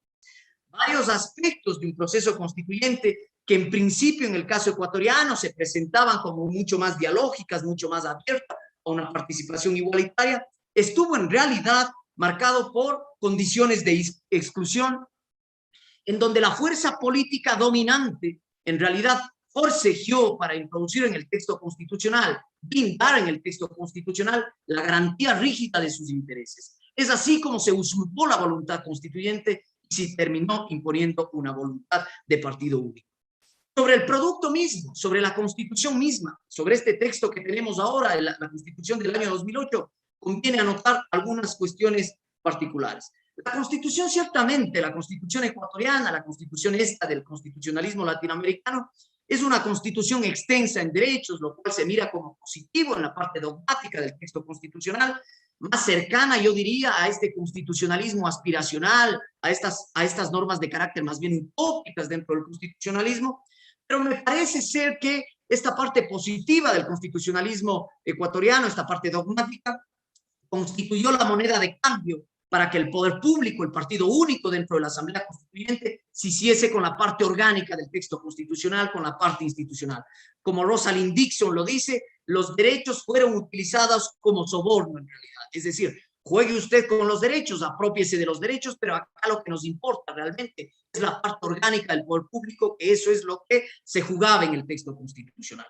La inclusión también de cierta institucionalidad, en teoría mucho más participativa, mucho más proclive a la participación democrática, me parece ser que terminó siendo el caballo de Troya de la democracia constitucional ecuatoriana. Se instituyó una función especial, que es la denominada función de transparencia y control social. Nosotros clásicamente conocemos en el constitucionalismo como esta clásica tripartición de las funciones, función ejecutiva, legislativa y judicial, pero en el caso ecuatoriano se incluyó una función electoral, se incluyó además una función de transparencia y control social. Esta función de transparencia y control social, en el nombre, que en el membrete, venía a ser una función que se articulaba para generar procesos participativos, procesos democráticos de movilización ciudadana, lo que en realidad terminó siendo es el caballo de Troya de la democracia, porque es que esta función, guiada desde el mismo poder público, guiada desde el partido único, guiada desde el Ejecutivo, dotó de amplias facultades para nombramientos de autoridades dentro del Estado, estuvo muy vinculada a los poderes ejecutivos y naturalmente encorsetó la participación ciudadana, disfrazándola como una participación institucionalizada y desconociendo efectivamente lo que constituye la verdadera movilización, lo que constituye la verdadera participación política. Finalmente, un presidencialismo reforzado en el caso ecuatoriano y mucho de cuenta también en el constitucionalismo latinoamericano, subordinó cualquier intento plural real de cambio y que en mucho le parece muy cómodo a la nueva institucionalidad. De manera que la nueva institucionalidad se ha ido acomodando a este constitucionalismo que juega con unas reglas de juego, que se impone respecto de las funciones dilatadas del Ejecutivo y que sin duda lesiona y desbalancea el ejercicio de los derechos fundamentales. Algunas conclusiones y reflexiones finales nada más. Me parece ser que la voz del pueblo y la posibilidad de la decisión entendida como el mayor consenso popular posible es medular en los procesos de elaboración de una constitución que pretende imponerse como legítima en una sociedad. Existen procesos constituyentes de corte mucho más popular, pero existen procesos constituyentes que se han vertebrado efectivamente en partidos únicos que han impuesto su voluntad como una clase dirigente o una élite gobernante dentro de los procesos constituyentes. Los primeros, naturalmente, son procesos constituyentes que se dotan de legitimidad, que adquieren legitimidad, y los segundos más bien generan procesos con déficits de legitimidad democrática, que es un poco lo que ha sucedido en el caso ecuatoriano. A pesar de que existen efectivamente identidades particulares dentro de los constitucionalismos de cada país o región, las influencias de un constitucionalismo mucho más transnacional, de un constitucionalismo regional, sin duda parecen estar presentes. No tengo la clave qué es lo que debe contener una constitución para ser exitosa, pero sí debo decir efectivamente de qué debemos estar advertidos, que es lo que nos ha sucedido en el caso ecuatoriano. Este proceso constituyente manipulado, este proceso constituyente que se presentaba como mucho participativo, como mucho más democrático, terminó siendo articulado y vertebrado en una fuerza única que impuso la voluntad constituyente y que hoy sin duda genera una desafectación de la Constitución para con la realidad social con la que vivimos. Así que muchas gracias, espero haber contribuido con estas ideas del constitucionalismo latinoamericano, sobre todo el constitucionalismo andino, y estas particularidades del constitucionalismo ecuatoriano que estaré gustosa de poder discutirla más adelante. Well, thank you very much, Sebastian, for the presentation.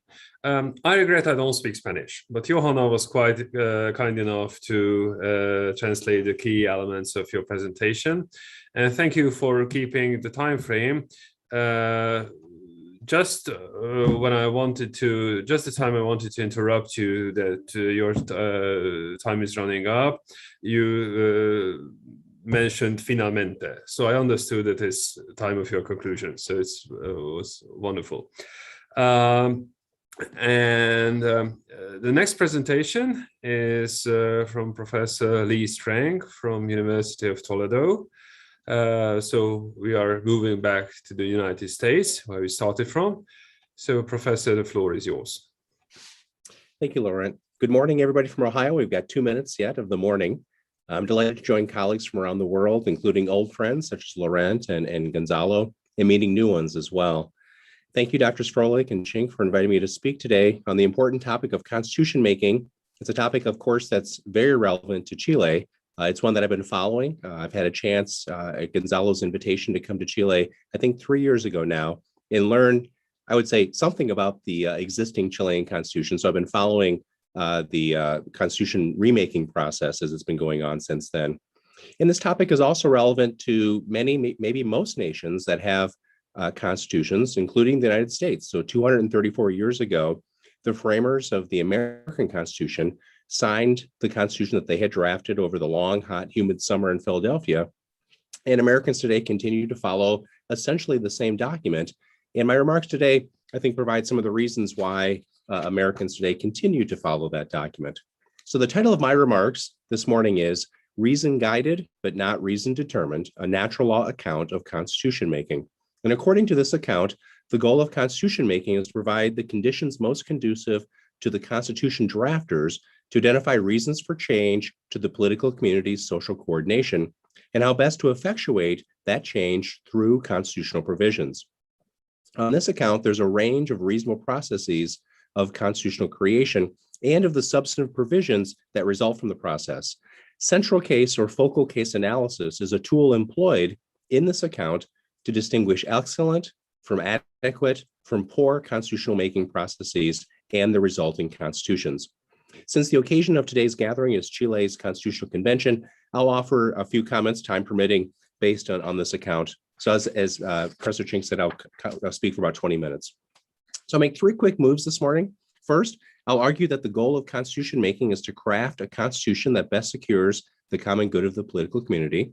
Second, I'll argue that constitution making is reason guided, but not reason determined. And third, I'll apply my analysis, a few aspects of it to the Chilean process. My first move this morning is to argue that the goal of constitution making is to craft a constitution that best secures the common good of the political community. I'm employing the natural law tradition to give a natural law account of constitution making. This is a vast tradition with many disparate aspects, and I'm providing only a bare outline of this argument. The goal of constitution making on this account is to make a constitution that secures the common good of the political community. And there are robust scholarly debates about what the common good is. But most scholars agree that the common good includes at least the coordination of citizens so that the citizens can pursue their own individual human flourishing. This is a complicated topic, so in the interest of time, I'll exemplify this claim through an example from the United States. The United States Constitution is the American society's solution to complex, basic, fundamental coordination problems. The Constitution embodies numerous authoritative, prudential, social ordering judgments chosen by the original framers and ratifiers and subsequent amendments. For example, how many branches of government will our government have?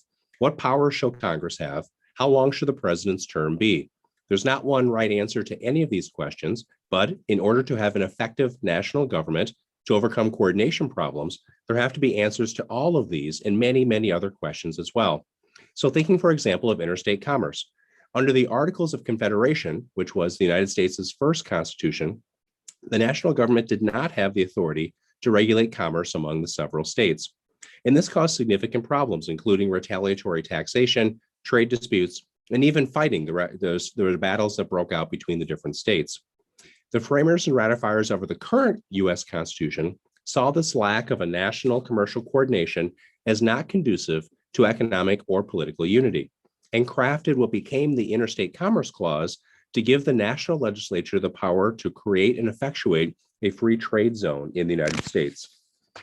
All constitutions on this account have the same fundamental goals and must make fundamentally the same choices about the means to achieve those goals. An excellent constitution secures the political community's common good, and all constitutions must utilize the same fundamental means to achieve that common good, including, for example, the rule of law, which was mentioned many times previously, and offices that superintend the common good. For instance, every reasonable political community in the West has and will authorize 3 basic types of governmental institutions.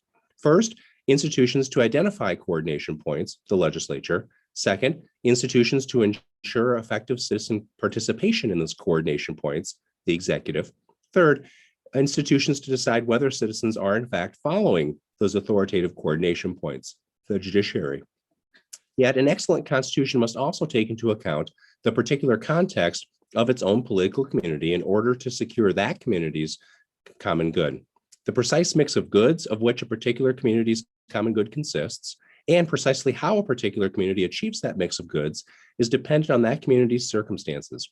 For example, a political community like South Africa, whose common good requires the remediation of long-standing race-based apartheid, will take into account race differently than other political communities that are relatively ethnically homogeneous and do not have such histories. Japan might be an example. Central case or focal case analysis allows us to differentiate sound constitution-making processes from less sound and unsound processes. The central case of constitution making is a process that leads to a constitution that secures the common good of the political community through the identification of reasons for changes to coordination and the choice of reasonable means to secure that recoordination.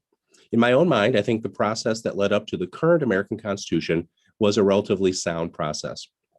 A marginal case of constitutional making is a process that leads to a constitution that relatively poorly secures the common good. And I think the process that led to the United States' Articles of Confederation was one such process. An unsound case of constitution making is a process that leads to a constitution that fails to secure or defectively secures the common good. And common examples include Nazi Germany or the Soviet Union. Constitution making, therefore, is not an all or nothing process, and central case analysis allows us to evaluate constitutional making processes on a scale. One thing that I have not identified as a necessary criterion to constitution making, but which was repeatedly mentioned today, is popular sovereignty or constituent power. This is because popular sovereignty is not a necessary component of the common good. It may be a valuable way for citizens to exercise their own capacities, such as political participation, or it may be a valuable tool to achieve the political community's buy-in in a constitution. But a constitution-making process can produce a sound constitution, one that actually is adopted by a community without popular participation. My second move this morning is to argue that constitution-making is reason-guided, but not reason-determined. I argued above that a well-functioning constitution is one that secures the common good, and that a constitution-making process that is likely to lead to a constitution that secures the common good is one that creates the condition for reason-based deliberation, drafting, and adoption. However, because the common good is an actual, in fact, coordination of the political community's citizens, reason alone is insufficient to secure a well-functioning constitution, primarily because the natural law underdetermines how particular political communities should secure their common good. To take kind of a trivial example, though a modern government requires an executive branch, reason alone does not determine how long the executive's term of office should be. Therefore, the political community must also adopt a constitution, in short, exercise its constituent will in order for the constitution-making process to be effective. In sum, a constitution-making process must be one conducive both to reason and the political community's will. I'll next discuss the roles of both reason and will in constitution-making. First, the process of constitution-making and a constitution's substance are reason-guided. The natural law determines within broad bounds the goals, the tools, and the limits of constitutions. To take one example of a goal, every reasonable constitution is going to strive for some level of distributive justice, which is a reasonable distribution of a political community's resources to its citizens. And constitutions today are going to utilize from the same basic subset of tools. For example, the rule of law, which was mentioned by many other commentators. The law governs relations between citizens and the government. And constitutions today, to be reasonably effective, will identify many of the same limits. For example, limits on human rights, which were also mentioned earlier today. Certain aspects of human flourishing are identified by the Constitution for protection from government infringement. This means that the process of constitution making should, as much as possible, under the circumstances, be conducive to reason-guided discussion, deliberation, and choice to identify and follow these reasons. But second, because the process of constitution making is not reason-determined, the process must also take into account the political community's will, its choice of what its constitution should and will be. And next, I'll provide a general outline of what I think are the key factors of constitution making that maximize the opportunity for reason-based constitution that will secure the political community's assent and buy-in. The goal of constitution making is to create an excellent constitution that secures the political community's common good, and the process should be structured to make that as likely as possible. And here I'll detail 7 factors that contribute to reason-based constitution making and adoption. The first is timing. Good constitutions may be made at both opportune and inopportune times. For example, the circumstances of constitutional creation in 1787 in the United States were propitious for reasoned and reasonable constitution. There was relative calm within the political community, and the community possessed leaders who were respected by the populace and who had the character and disposition and the time to deliberate on how to change the existing constitution to better secure the common good. The Algiers crisis in France in 1958 appeared less promising, but Charles de Gaulle, in my reading, utilized the circumstances to secure adoption of a constitution that he believed, and I think rightly so, would serve well post-revolutionary, ideologically divided France. However, because the central case of constitution making is reason-based change of a political community's coordination, then sometimes, in some circumstances, are more likely to facilitate constitution making than others. A political community will be prudent to identify a time propitious for reasoned deliberation. Speaking generally, constitution making during periods of societal calm is relatively conducive to reason-based constitution making, a time when the political community is not driven by passions, a time when the community is able to assemble a group of citizens, maybe elites, to deliberate based on reasons. Though timing is relevant in multiple ways, there's not necessarily a constitutional moment for every political community's constitution. Some communities experience periods when reason-based constitution making flourishes, and some do not. Among the former, the experience of Germany following World War II, when the Allies created the conditions of peace following the Great Conflagration, allowed Germans to deliberate and execute, with Allies' nudge, a reason-based constitution. Among the latter, the English Constitution is the product of both infrequent constitutional moments, such as the Glorious Revolution, and more common and more mundane, slow constitutional accretion and change, such as the Life Peerages Act of 1958. The second factor is the mechanisms of constitution drafting. Generally speaking, constitution making, when it can be performed by deliberative bodies, is better, because such a body can identify the reasons to change a polity's coordination, evaluate whether those reasons are sufficiently weighty to change the coordination, and how best to achieve change coordination. In this context, upfront agreed-to ground rules that promise to protect the capacity for all members of the community and their subcommunities to secure their flourishing is also valuable. In a pluralistic political community whose members disagree on the common good, and who may worry that other citizens and subcommunities may try to harm them through the constitution-making process, upfront guarantees of individual and subcommunity rights will limit drafter discretion in some courses of action. In a political community that's fractured and suspicious, these provide reasons for citizens to at least preliminarily trust the process. Public deliberations, I think all else being equal, are preferable today. They're expected by political communities. They provide opportunities for input based on reasons, though it does come with a cost. You may have members of constitutional conventions making arguments for the purposes of publicity and not related to the substance of reasons. The third factor is membership of the constitution drafting body. Representation of key aspects of the political community in a constitution-making body is valuable to ensure access to all reasons for change and coordination and to encourage the political community's buy-in. A political community is constituted from a variety of individuals and subcommunities, each of which has its own legitimate claims to flourishing, and a drafting process should take into account those legitimate claims. The central case of constitution making is reason-based drafting and adoption, and to the extent academics and academia reflects the pluralism of the political community, then it's unlikely that it can offer reasons different in kind from the rest of the community. To the extent that academia reflects only a slice of the political community's pluralism, then reliance on the academia may preclude access to valuable reasons. I think a different analysis applies to politicians who may have political wisdom gained from practical political experience over their careers. The fourth factor is popular input. Popular input in constitution making is valuable to constitution making for, I think, 3 potential reasons. First, popular input is valuable because participation in political decision making is a constitutive aspect of individual human flourishing. To the extent consistent with reason-based constitution making, citizens should participate in their political community's constitution making. For instance, A constitution-making process may wish to solicit input from citizens prior to crafting the Constitution, as Professor Shane identified. Second, popular input is valuable as a mechanism to identify whether and to what extent a proposed Constitution is reasoned-based. Both ex ante and ex post, popular input may nudge Constitution drafters to identify and utilize reasons supporting a proposed Constitution. For example, the US Constitution, both for its initial adoption and subsequent amendments, required supermajoritarian votes of Americans. And what this did is it required that the proponents of constitutional change identify widely accessible reasons that would be accessible to wide bodies of American people.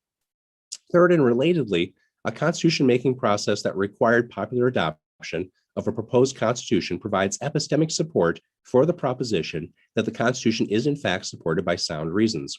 To the extent that a large chunk of a given political community's pluralistic community adopts a constitution, that provides an additional reason to believe that that constitution was supported by sound reasons. Fifth, the adoption process. The adoption process should require adoption by all of the community's major factions because the political community needs to choose and buy into the Constitution. The adoption process can do so through a number of mechanisms. They can be ex ante, as Professor Shane identified, or ex post, different forms of ratification.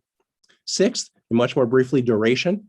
The period of Constitution drafting has to be sufficiently long to allow a reasoned debate, but with time limits to incentivize compromise and a conclusion. Seventh, location. The drafting of a political community's constitution should take place in a location that allows for reasoned deliberation, but one that the political community will recognize as an appropriate place for that community to make such decisions. These factors contribute to constitution making based on reason, to re-coordinate the political community's coordination and secure the political community's agreement with that re-coordination. In my last 4 minutes, let me very tentatively apply some of these factors to the Chilean constitutional process. I say tentatively because of my relative lack of information about Chilean constitutional history and current circumstances, and so I welcome correction and feedback from Chilean colleagues. One of the major challenges I see to the existing constitution and the current drafting process is the pathology surrounding the existing 1980 Pinochet Constitution. Despite repeated amendments from a variety of perspectives since its adoption in 1980, a vocal subset of Chileans view the current Chilean constitution as not just illegitimate, but irredeemably illegitimate. And this is despite what, in my judgment, is the relatively sound coordination that the Constitution has achieved, perhaps because of its amendments, for Chile.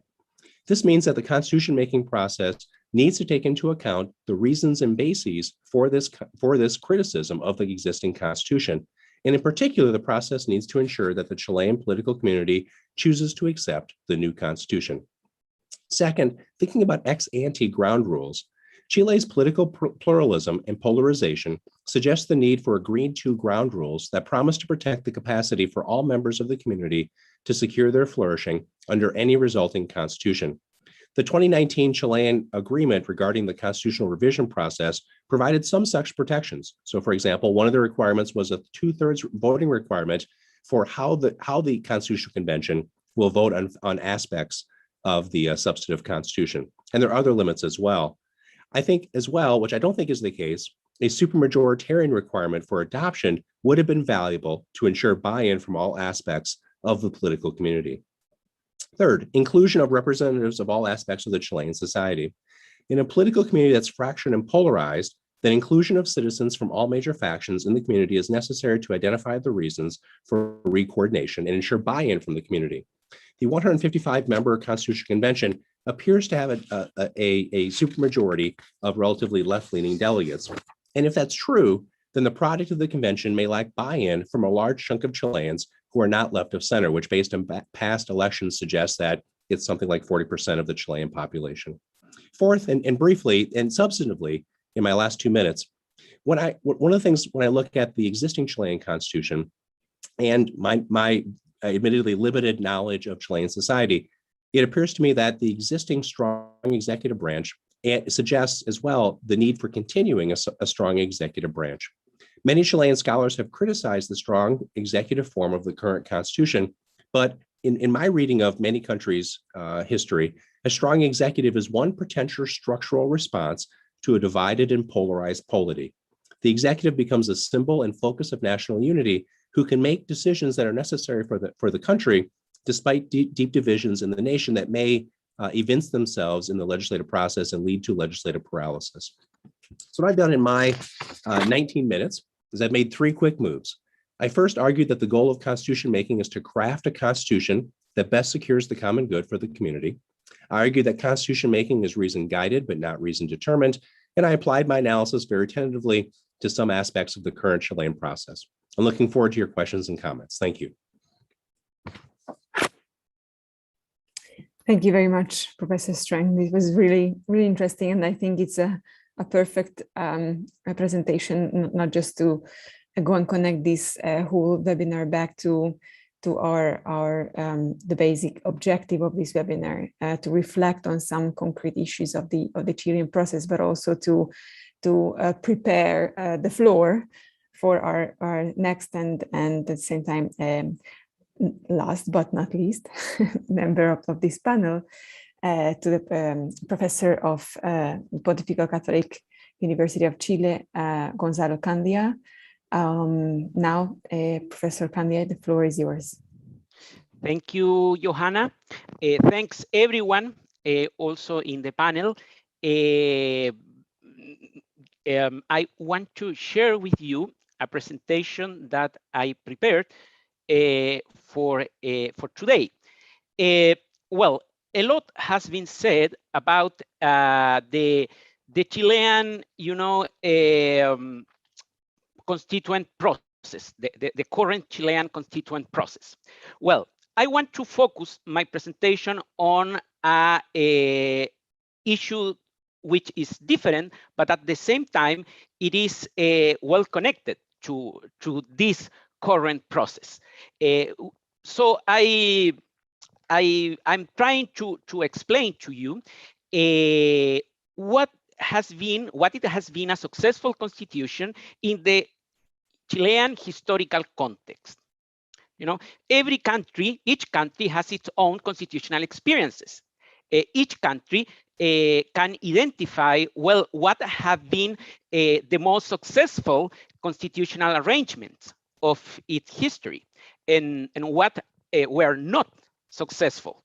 In this regard, I want to talk about what a historical experience can teach us, the Chileans, about what a good constitution is for our country. I mean, and in order to do so, I'm going to explain something about context, the early context. Most of Latin American states achieved independence from the Spanish monarchy during the first part of the 20th century. During the first 30 years, maybe, of the 20th century, most of Latin American countries achieved independence. However, independence did not bring constitutional stability to the region. Independence brought out freedom, but not constitutional independence, constitutional stability. Why? Why most of constitutions in Latin America during the 20th century were not stable? Well, there are a lot of explanations, but I want to focus just on some factors, these ones. First, new elites, new political elites were liberal, liberal in their political thought. So these new elites that assumed the power after the end of the colonial times, they tried to enforce very enlightened constitutions.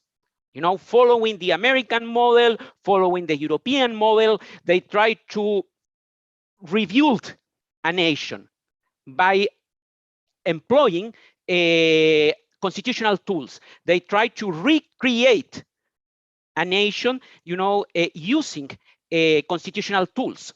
And when they work on those constitutions, they follow foreign models. I mean, they follow the American model, they follow the European model, the French constitutions, you know, that came from the revolutionary period, for example.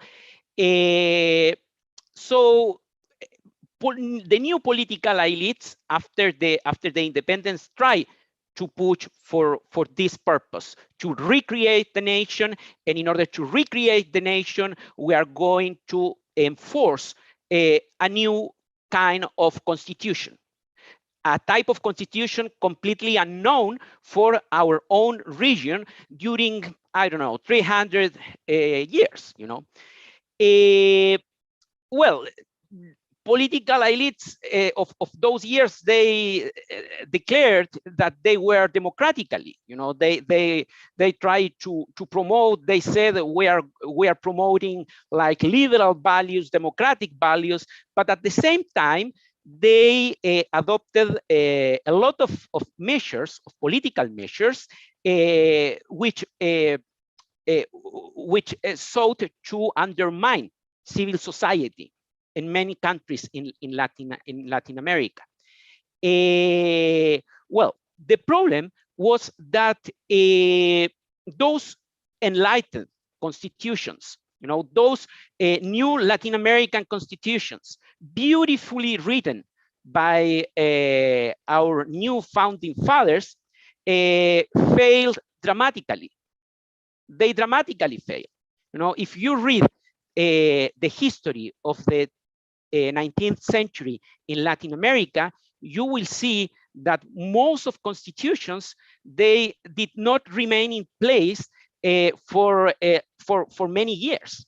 On the contrary, after different coups d'etat or revolutions, they just failed and they were replaced, you know, replaced by the same elite that tried to enforce a previous constitution.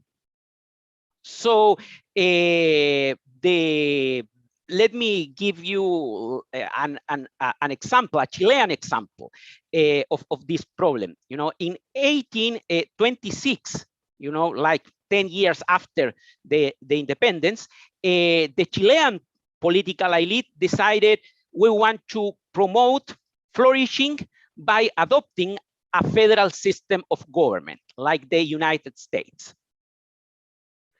Completely something that was completely foreign for Chileans.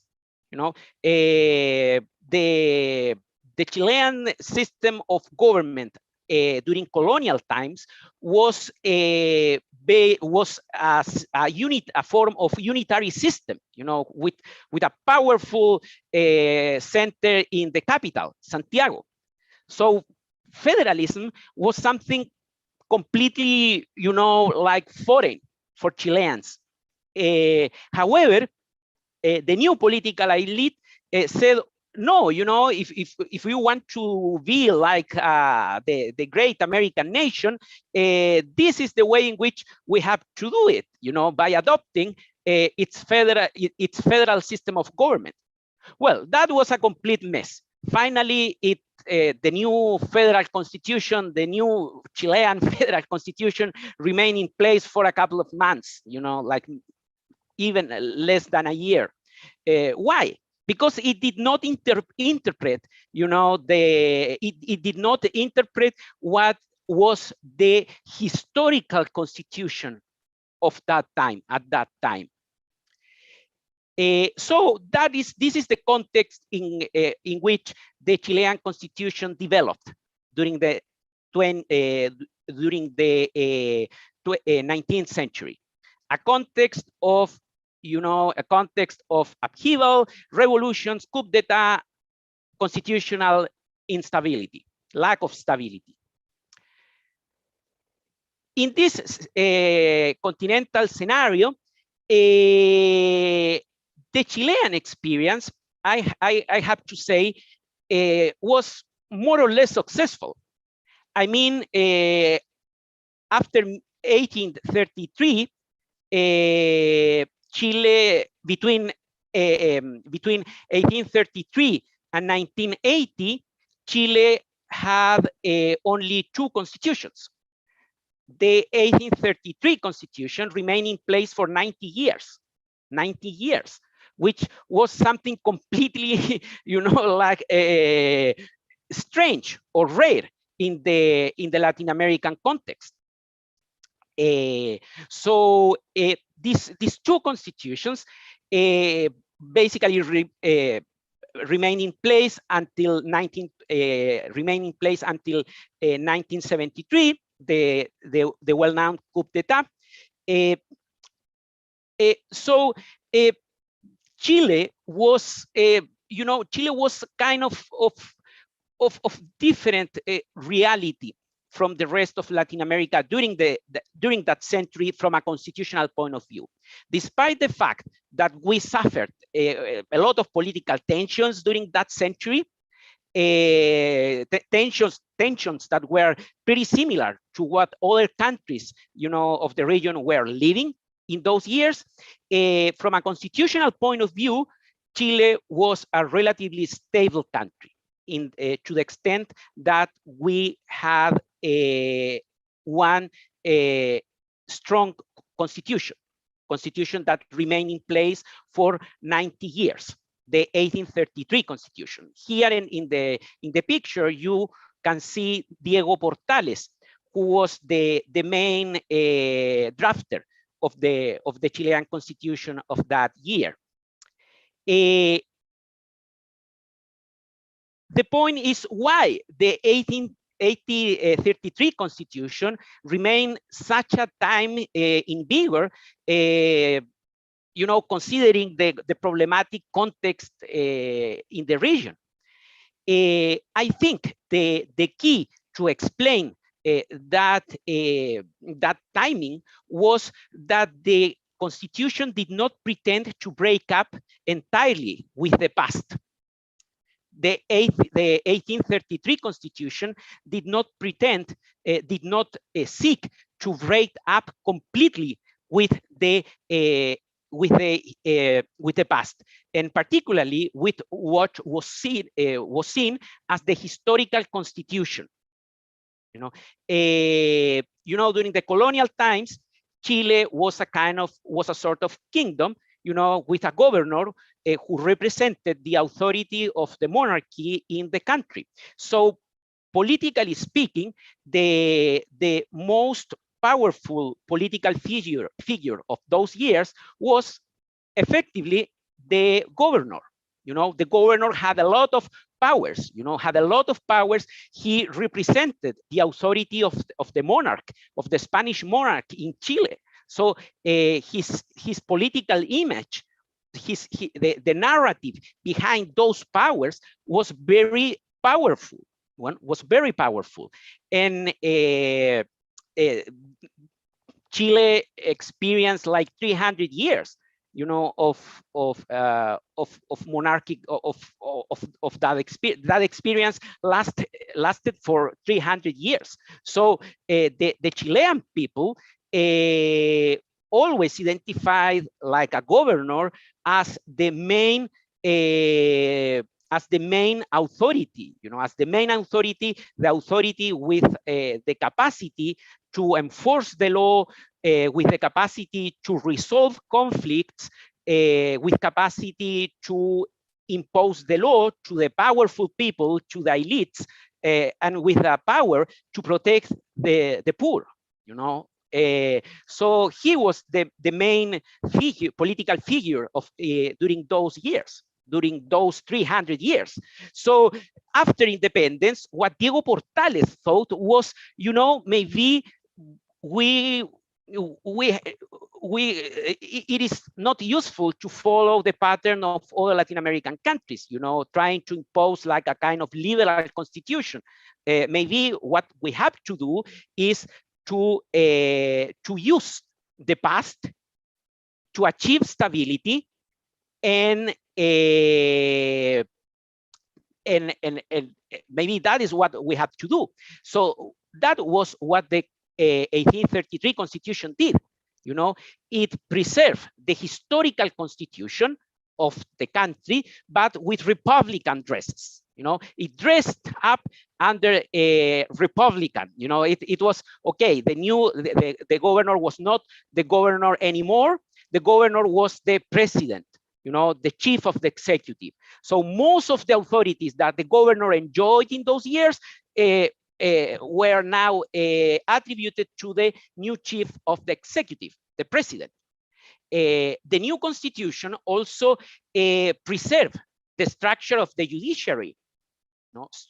Preserve the structure of the judiciary, a very powerful judiciary. Let me say, and it preserved the basic structure of the army. So both the judiciary and the army preserve their institutionality, their structure. The president inherited all the powerful authority of the governor.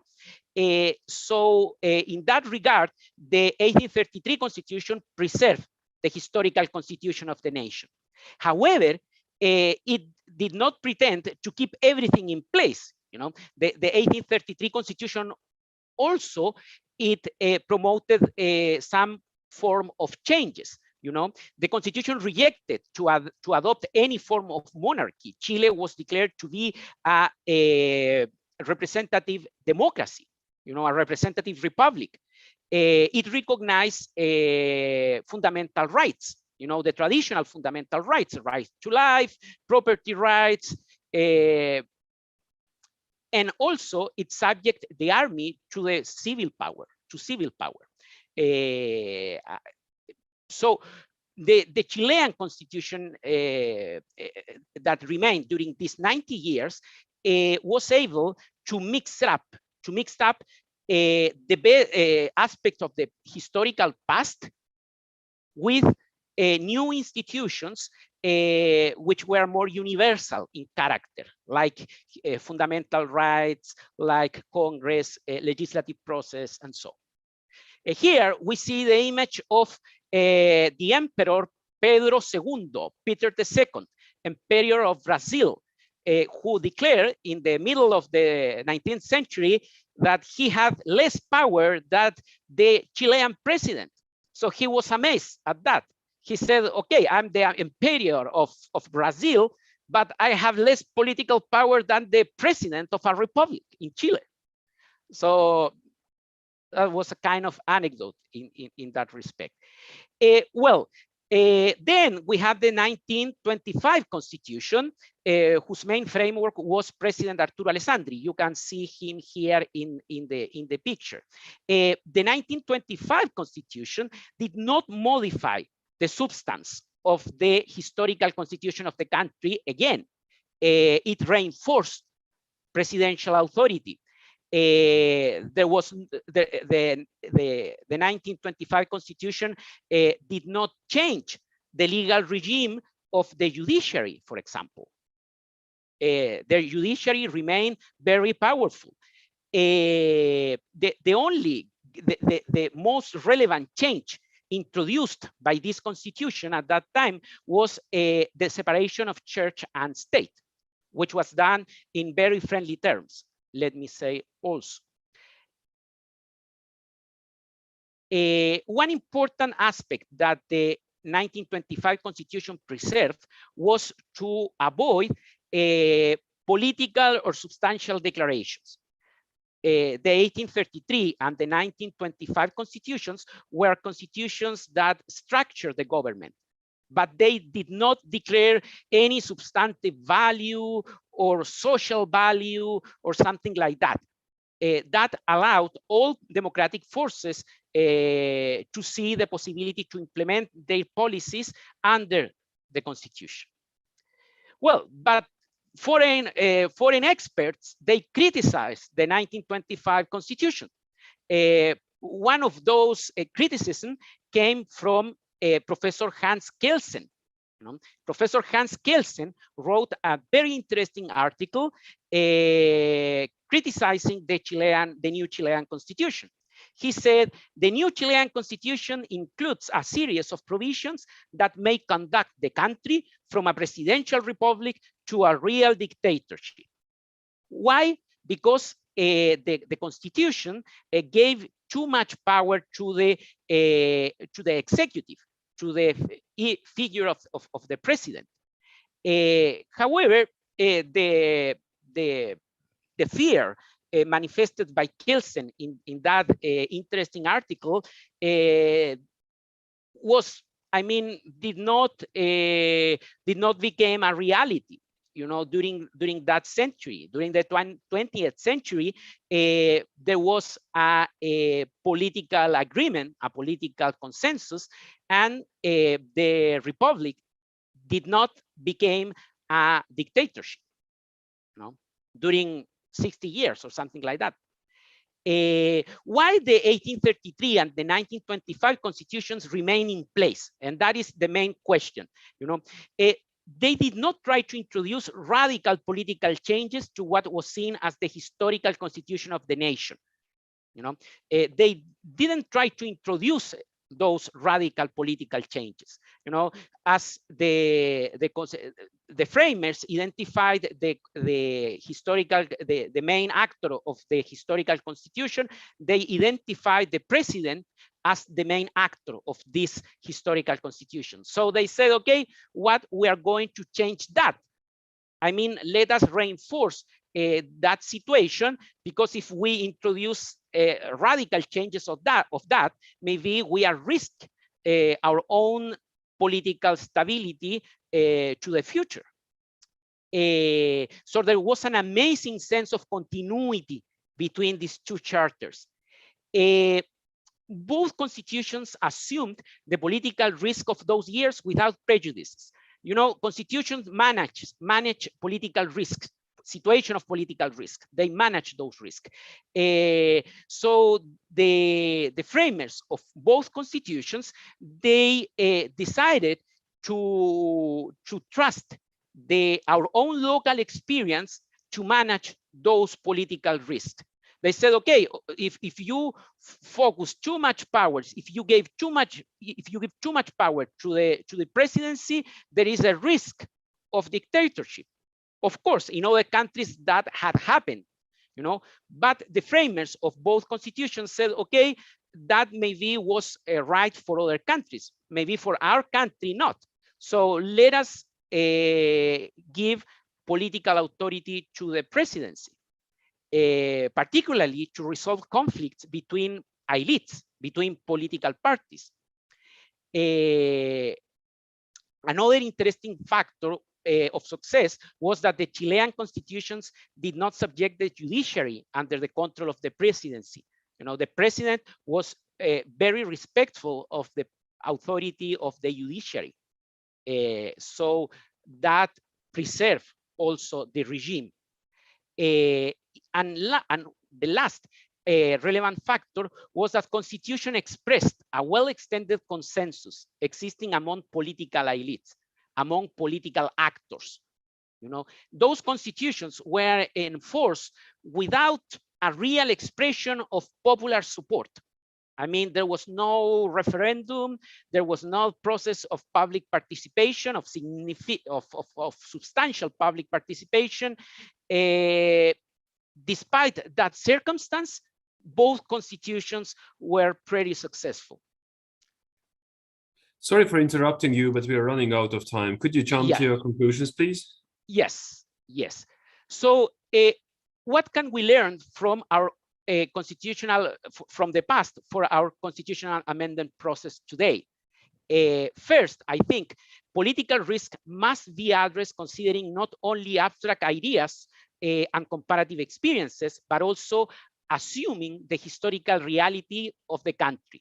You know, historical constitutional experience played a relevant role because they constrain a constituent power. You know, you have heard a lot about this idea of the sovereign constituent power and so on.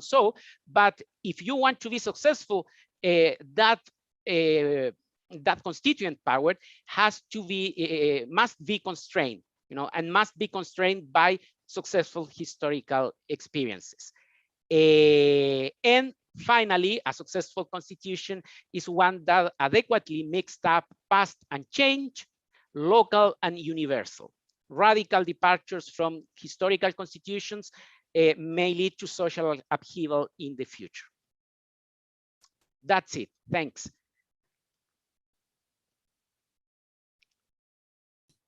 Thank you very much for the very interesting presentation. And thank you for highlighting the importance of history. What I see now that the most important part of this, if we learn one thing from this conference, is the relevance of kitchen. Cynthia mentioned the kitchenware revolution of Iceland. Agnieszka mentioned that Polish constitutions want ladies in kitchen, but kitchen is the best place for giving lectures for the whole world.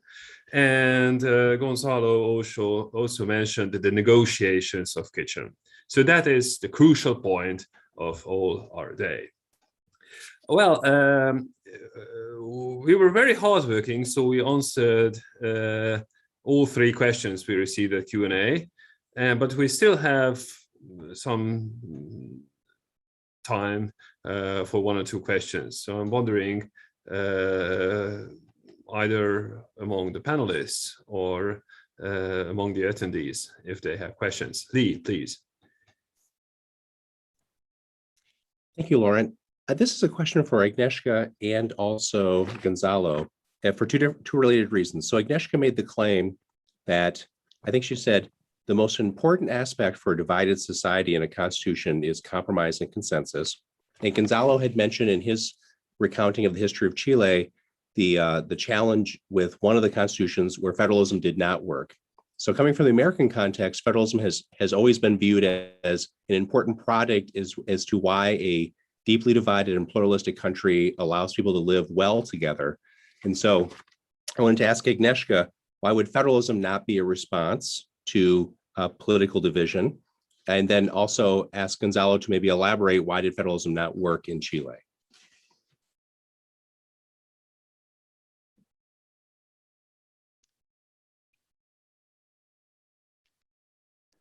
Which of you want to start to answer? Agnieszka, please. Yes, this is well, I don't know how to address this question, because it was it wasn't in our discussion, yes, for Polish constitutionalism to create a federal state. We had some experience with autonomy of one part of our country, like Silesia was autonomous, and now this is also this in our academic conversation we speak about that, and well, I don't.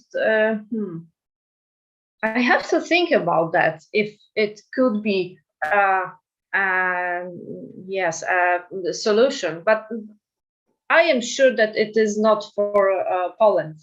Yes, because we didn't consider at all such structure of our state.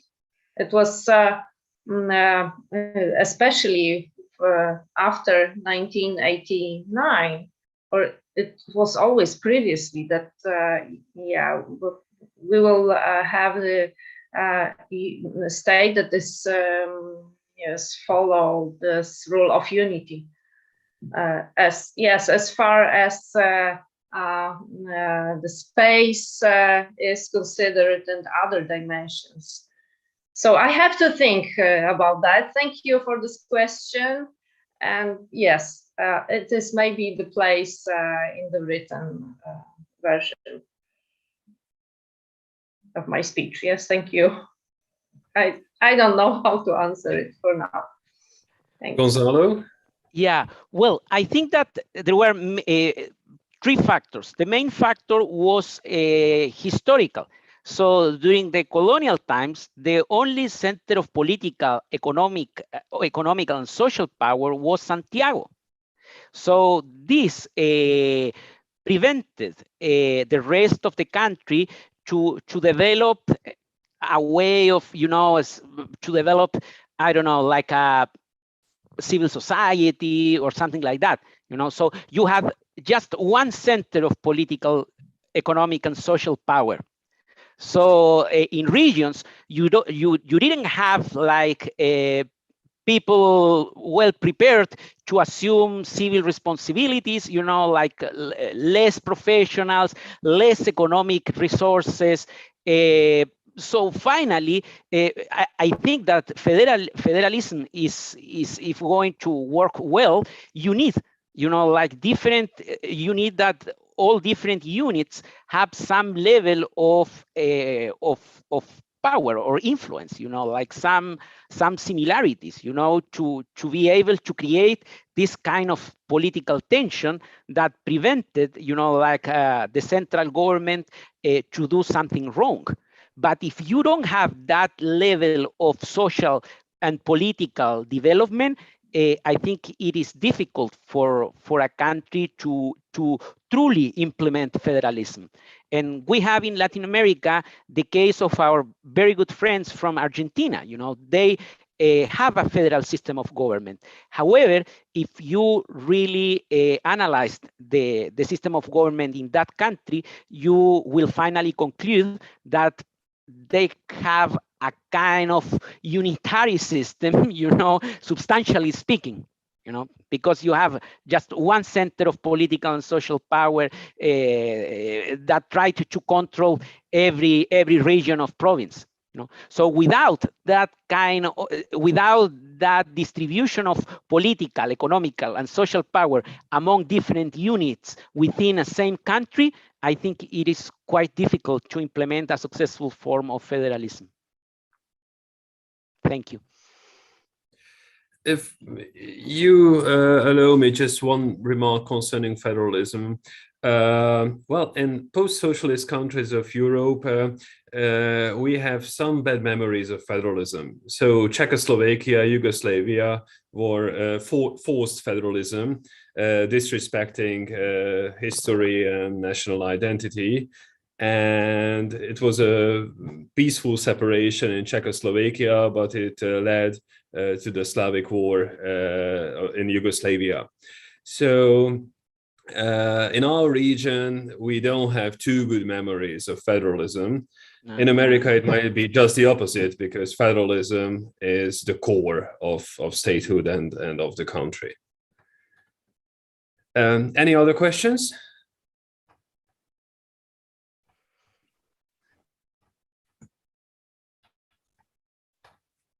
Well, if not, it's my part to try to give a summary of this conference, but it's rather difficult because sorry, Laurent, was not Lee raising the hand?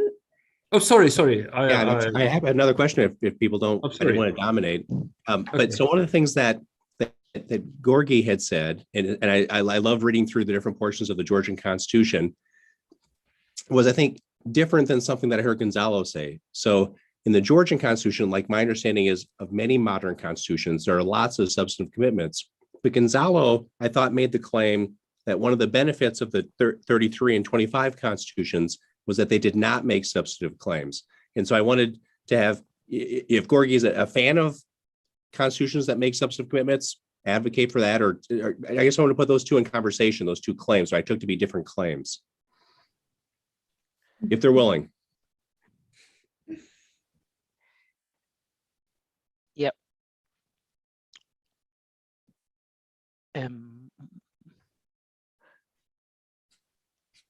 Well,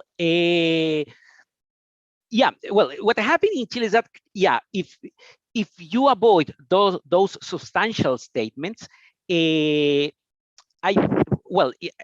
least in our experience during those years, considering also, there is a factor that you have to consider also, that the Chilean society during the 19th century and the most important part of the 20th century was more or less uniform.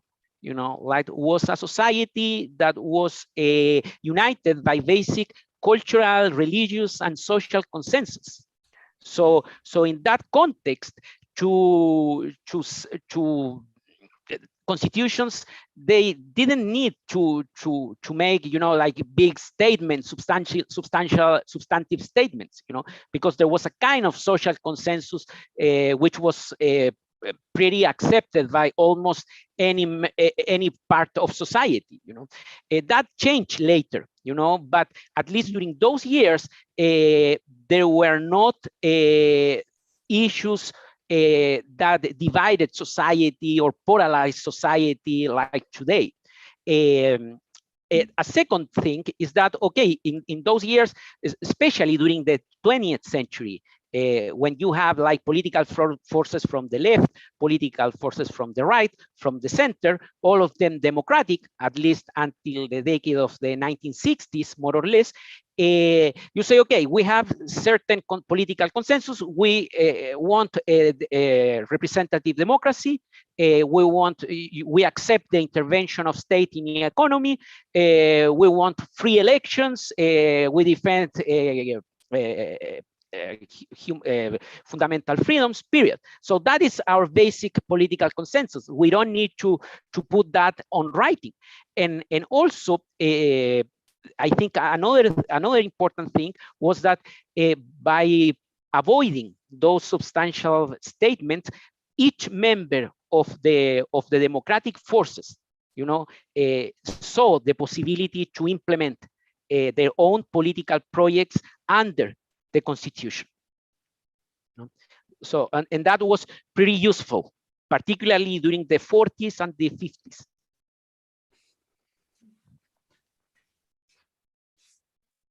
George, do you want to add something? Yes, I want to say about Georgian Constitution. Georgian Constitution is not a result of consensus, and because it does not work some social role in the Georgian society. For example, still Georgian people don't know, don't understand why we have the president which does not have a power. Yeah. Because they did not understand why we have a parliamentary system. Because it is because that for example, I have some trainings with young people, with school children from high classes, and my training is let's make our constitution, or let's make our country or state, and the students, these people, we indicate some powers, and which power should be have some, for example, president, parliament, and so on. And after we realize which kind of state we have during this training, and all time we have we make or presidential or semi-presidential system. People want, for example, that they want to elect by the universal suffrage president of Georgia. But according to our constitution from 2024, we will elect president by the colleague consist by 300 people. And this it is constitution works, but works because works for just government. Which kind of government, which power they have, but really in the society, and no one knows, for example, except lawyers, no one knows what is written in the constitution and what social role it has, and because it was adopted last time, reformed just by one party, governor party. It's a problem, and it is because we are. I mentioned that we are post-Soviet country, and in this country, legal awareness is very low. And because among members of parliament as well, it's a great problem. But Georgie, we are having the same problem that you are describing now in Chile in our political discussion, because a lot of people and academics, they said, okay, Chile, we need to change completely our historical constitution, in the sense that, okay, what if we adopt a parliamentary system of government or a semi-presidentialism, for example, or something like that? Why we are going to continue with the figure of the president at the center of the political system, and let us change that, and so on. But I think that one of the most powerful replies to that idea is what you have already said. I mean, for people, it is going to be, for the people, extremely difficult to see why now we cannot blame the president for the bad policies that government is implementing now. Why we have to blame now someone who is called prime minister or premier or something like that?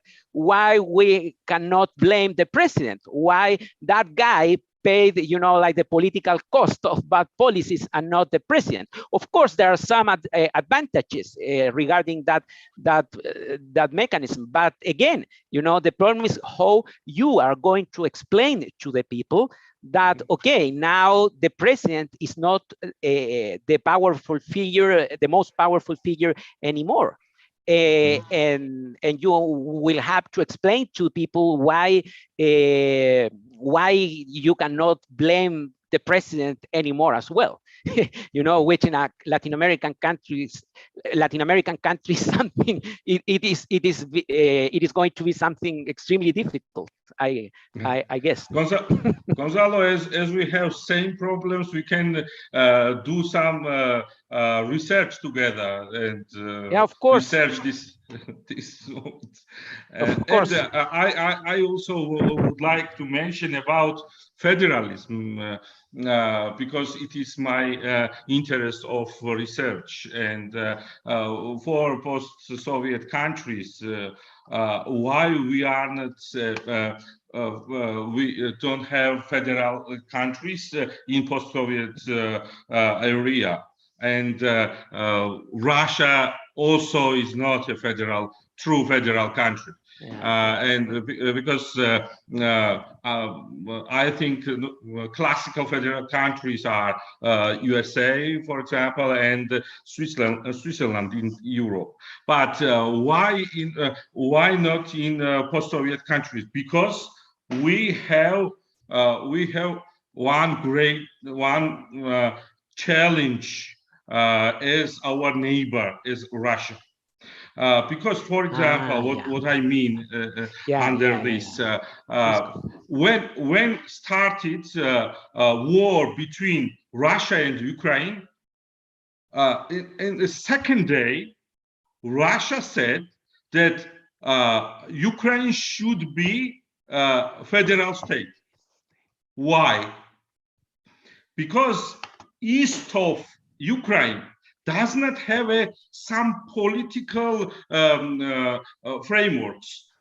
Donbass is just one city, no more, and city could not be independent. And when post-Soviet countries, where are some autonomies or federal states, federal we don't have, but where are, for example, autonomies, all autonomies are Russia's military force, or these autonomies are declared as independent states, for example, as in Abkhazia, or as in Ukraine, it was, for example, Crimea. It's now is a part of Russia. Because, for example, for Germany, for USA, and so on, for the democratic federal states, democracy, federalism, it means that more democracy in the local level. But for Russia, is a way to separate its neighbors. You know, and because, for example, I have many research about, for example, article about Ukrainian territorial arrangement in Georgian as well, and so on. And if Georgia now has just two autonomies and one former autonomy. In the two autonomies, now are Russian military force, and you know maybe that 20% of Georgia's territory is occupied by Russia now. And one autonomy, Ajara, there was a separation movement in before 24, and in the Saakashvili's time it was now we don't have such problem because it is not by the border of Russia and Georgia. It is by the border with Turkey, and Russia did not have such interest regarding Ajara. But Abkhazia and South Ossetia now are declared by the Russia as independent countries, and there are Russian military forces. As in Moldova also, yes, Prидnestrovia, in Ukraine, we know, and but East Ukraine. And Russia demanded to be east of Ukraine to be as autonomy or divided as a federal country. Why Russia wanted? Russia wanted in Ukraine more democracy. Because it demanded Russia's Ukrainian federalism. No, of course, because more separate this country, and because we scared with federalism, we don't have federalism because it is some opportunity for Russia for our separation. It is my point of view. Thank you. Well, thank you very much. It's so interesting discussion. So it's very difficult to interrupt, but we are running out of time. But one last question, if anyone feels like it.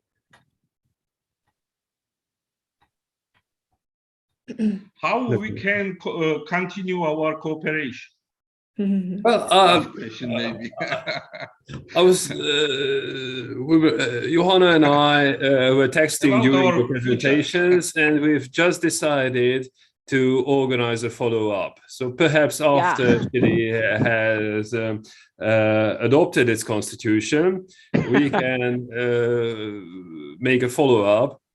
Well, it's not just the regular compliments, but I'm very glad to be here and to hear your presentations. So something must be organized, either online or if we have the opportunity to see each other in person, that would be even better. But I'm pretty sure that something will happen in the near future.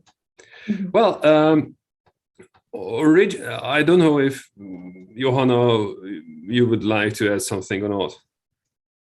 Well, just the closing words, but I think you... Closing words. Well, I made several notes because all presentations were so exciting, but I'm not going to tell everything because I don't have time. At the questionnaire, we put very provocative questions. If Constitution is an academic or a political work, is it global or local? Should it be progressive or traditional? Should it be detailed or general? And you were very honest to answer the questions.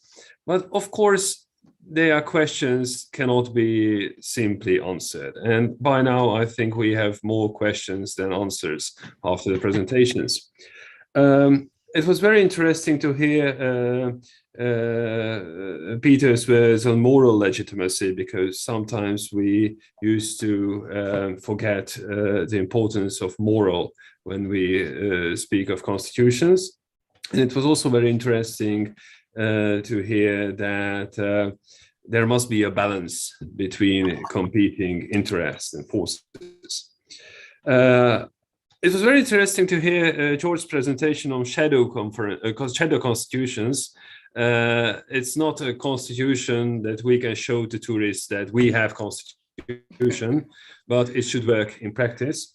And I was also wondering, when you mentioned that the constitution excludes same-sex marriage, which is the same situation in Hungary. Should the constitution acknowledge same-sex marriage? Should it exclude same-sex marriage? Or should it leave the issue at all? It's a very important question if constitutions should grant a strong value choice in very slippery issues. Cynthia's presentation was very important in the sense that she emphasized that democracy has no alternative, and the role of res publica. The constitutions are about us. So it's not just a game for a political elite, but we should also be involved. The one word besides kitchen at Agnieszka's presentation was, I found the most important and I wrote down, was aspirations. What do people expect? And we Hungarians have very, well, I would say, misleading expectations towards constitutions. So anytime a new constitution comes, we think that our life will change overnight. And we will be richer and more democratic and freer, and things will change. And obviously, it doesn't happen. And it's always a disappointing issue. So when you make a constitution, you need to clarify what constitution is good for and what it is not. I will love to read Sebastian's transcript in English, but as Johanna mentioned, it was about local peculiarities. And it's also very important, not besides universal values, to highlight local issues. As for Lee, I wrote down the common good. It's there's not just one good answer to serve common good, and constitution is not the purpose, but a tool to achieve or to get close to common good. And Gonzalo had very important remarks on history and Hysterian boundaries of constitutions. So all in all, you mentioned lots of important things like culture, universal values, modern issues, history, society, and they all influence constitution-making processes. At the beginning, I mentioned that Johanna and I observed the Hungarian constitution-making process 10 years ago. And what we found, I think, the most important, that constitutions are not almighties. You cannot heal all social issues with a constitution. When you make a constitution, it is very tempting to feel that you have great power because you are free to decide all elements of the society, human rights, state organization, and everything. But constitutions do have their limits.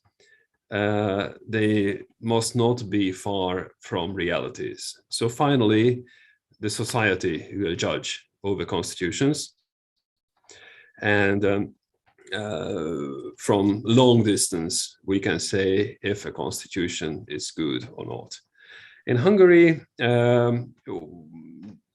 interestingly or sadly, we are still facing legitimacy debates. So we are 10 years after the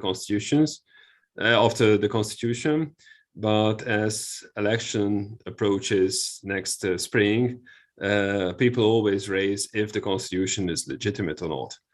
I think it's not a good issue. We should either decide it isn't legitimate or not, but it cannot be an open debate for decades. So I was very happy to hear your presentations, and I do hope that we will follow up and hear more from both the Chilean Constitution and all of your own constitutions. Thank you. Thank you very much, Laurent, for this very detailed and nice summary. I think it made a lot of sense, and really it shows us absolutely good reasons to continue and have reflection after the constitution making process is over. So I once again would like to thank you all for your participation and that you stayed with us and you listened to everyone, and we really shared this panel. I had that impression. So have a very nice evening or afternoon or day, depending on what time zone exactly are you. And thank you also for the public who are following us here or on YouTube. We are going to continue. Thanks for Laurent and for the Catholic University of Pázmány Péter in Hungary, and also for the Foro Constitucional of the Pontifical Catholic University of Chile. Thank you all. Goodbye. Thank you. Thank you very much. Bye. Thank you. Goodbye. Bye.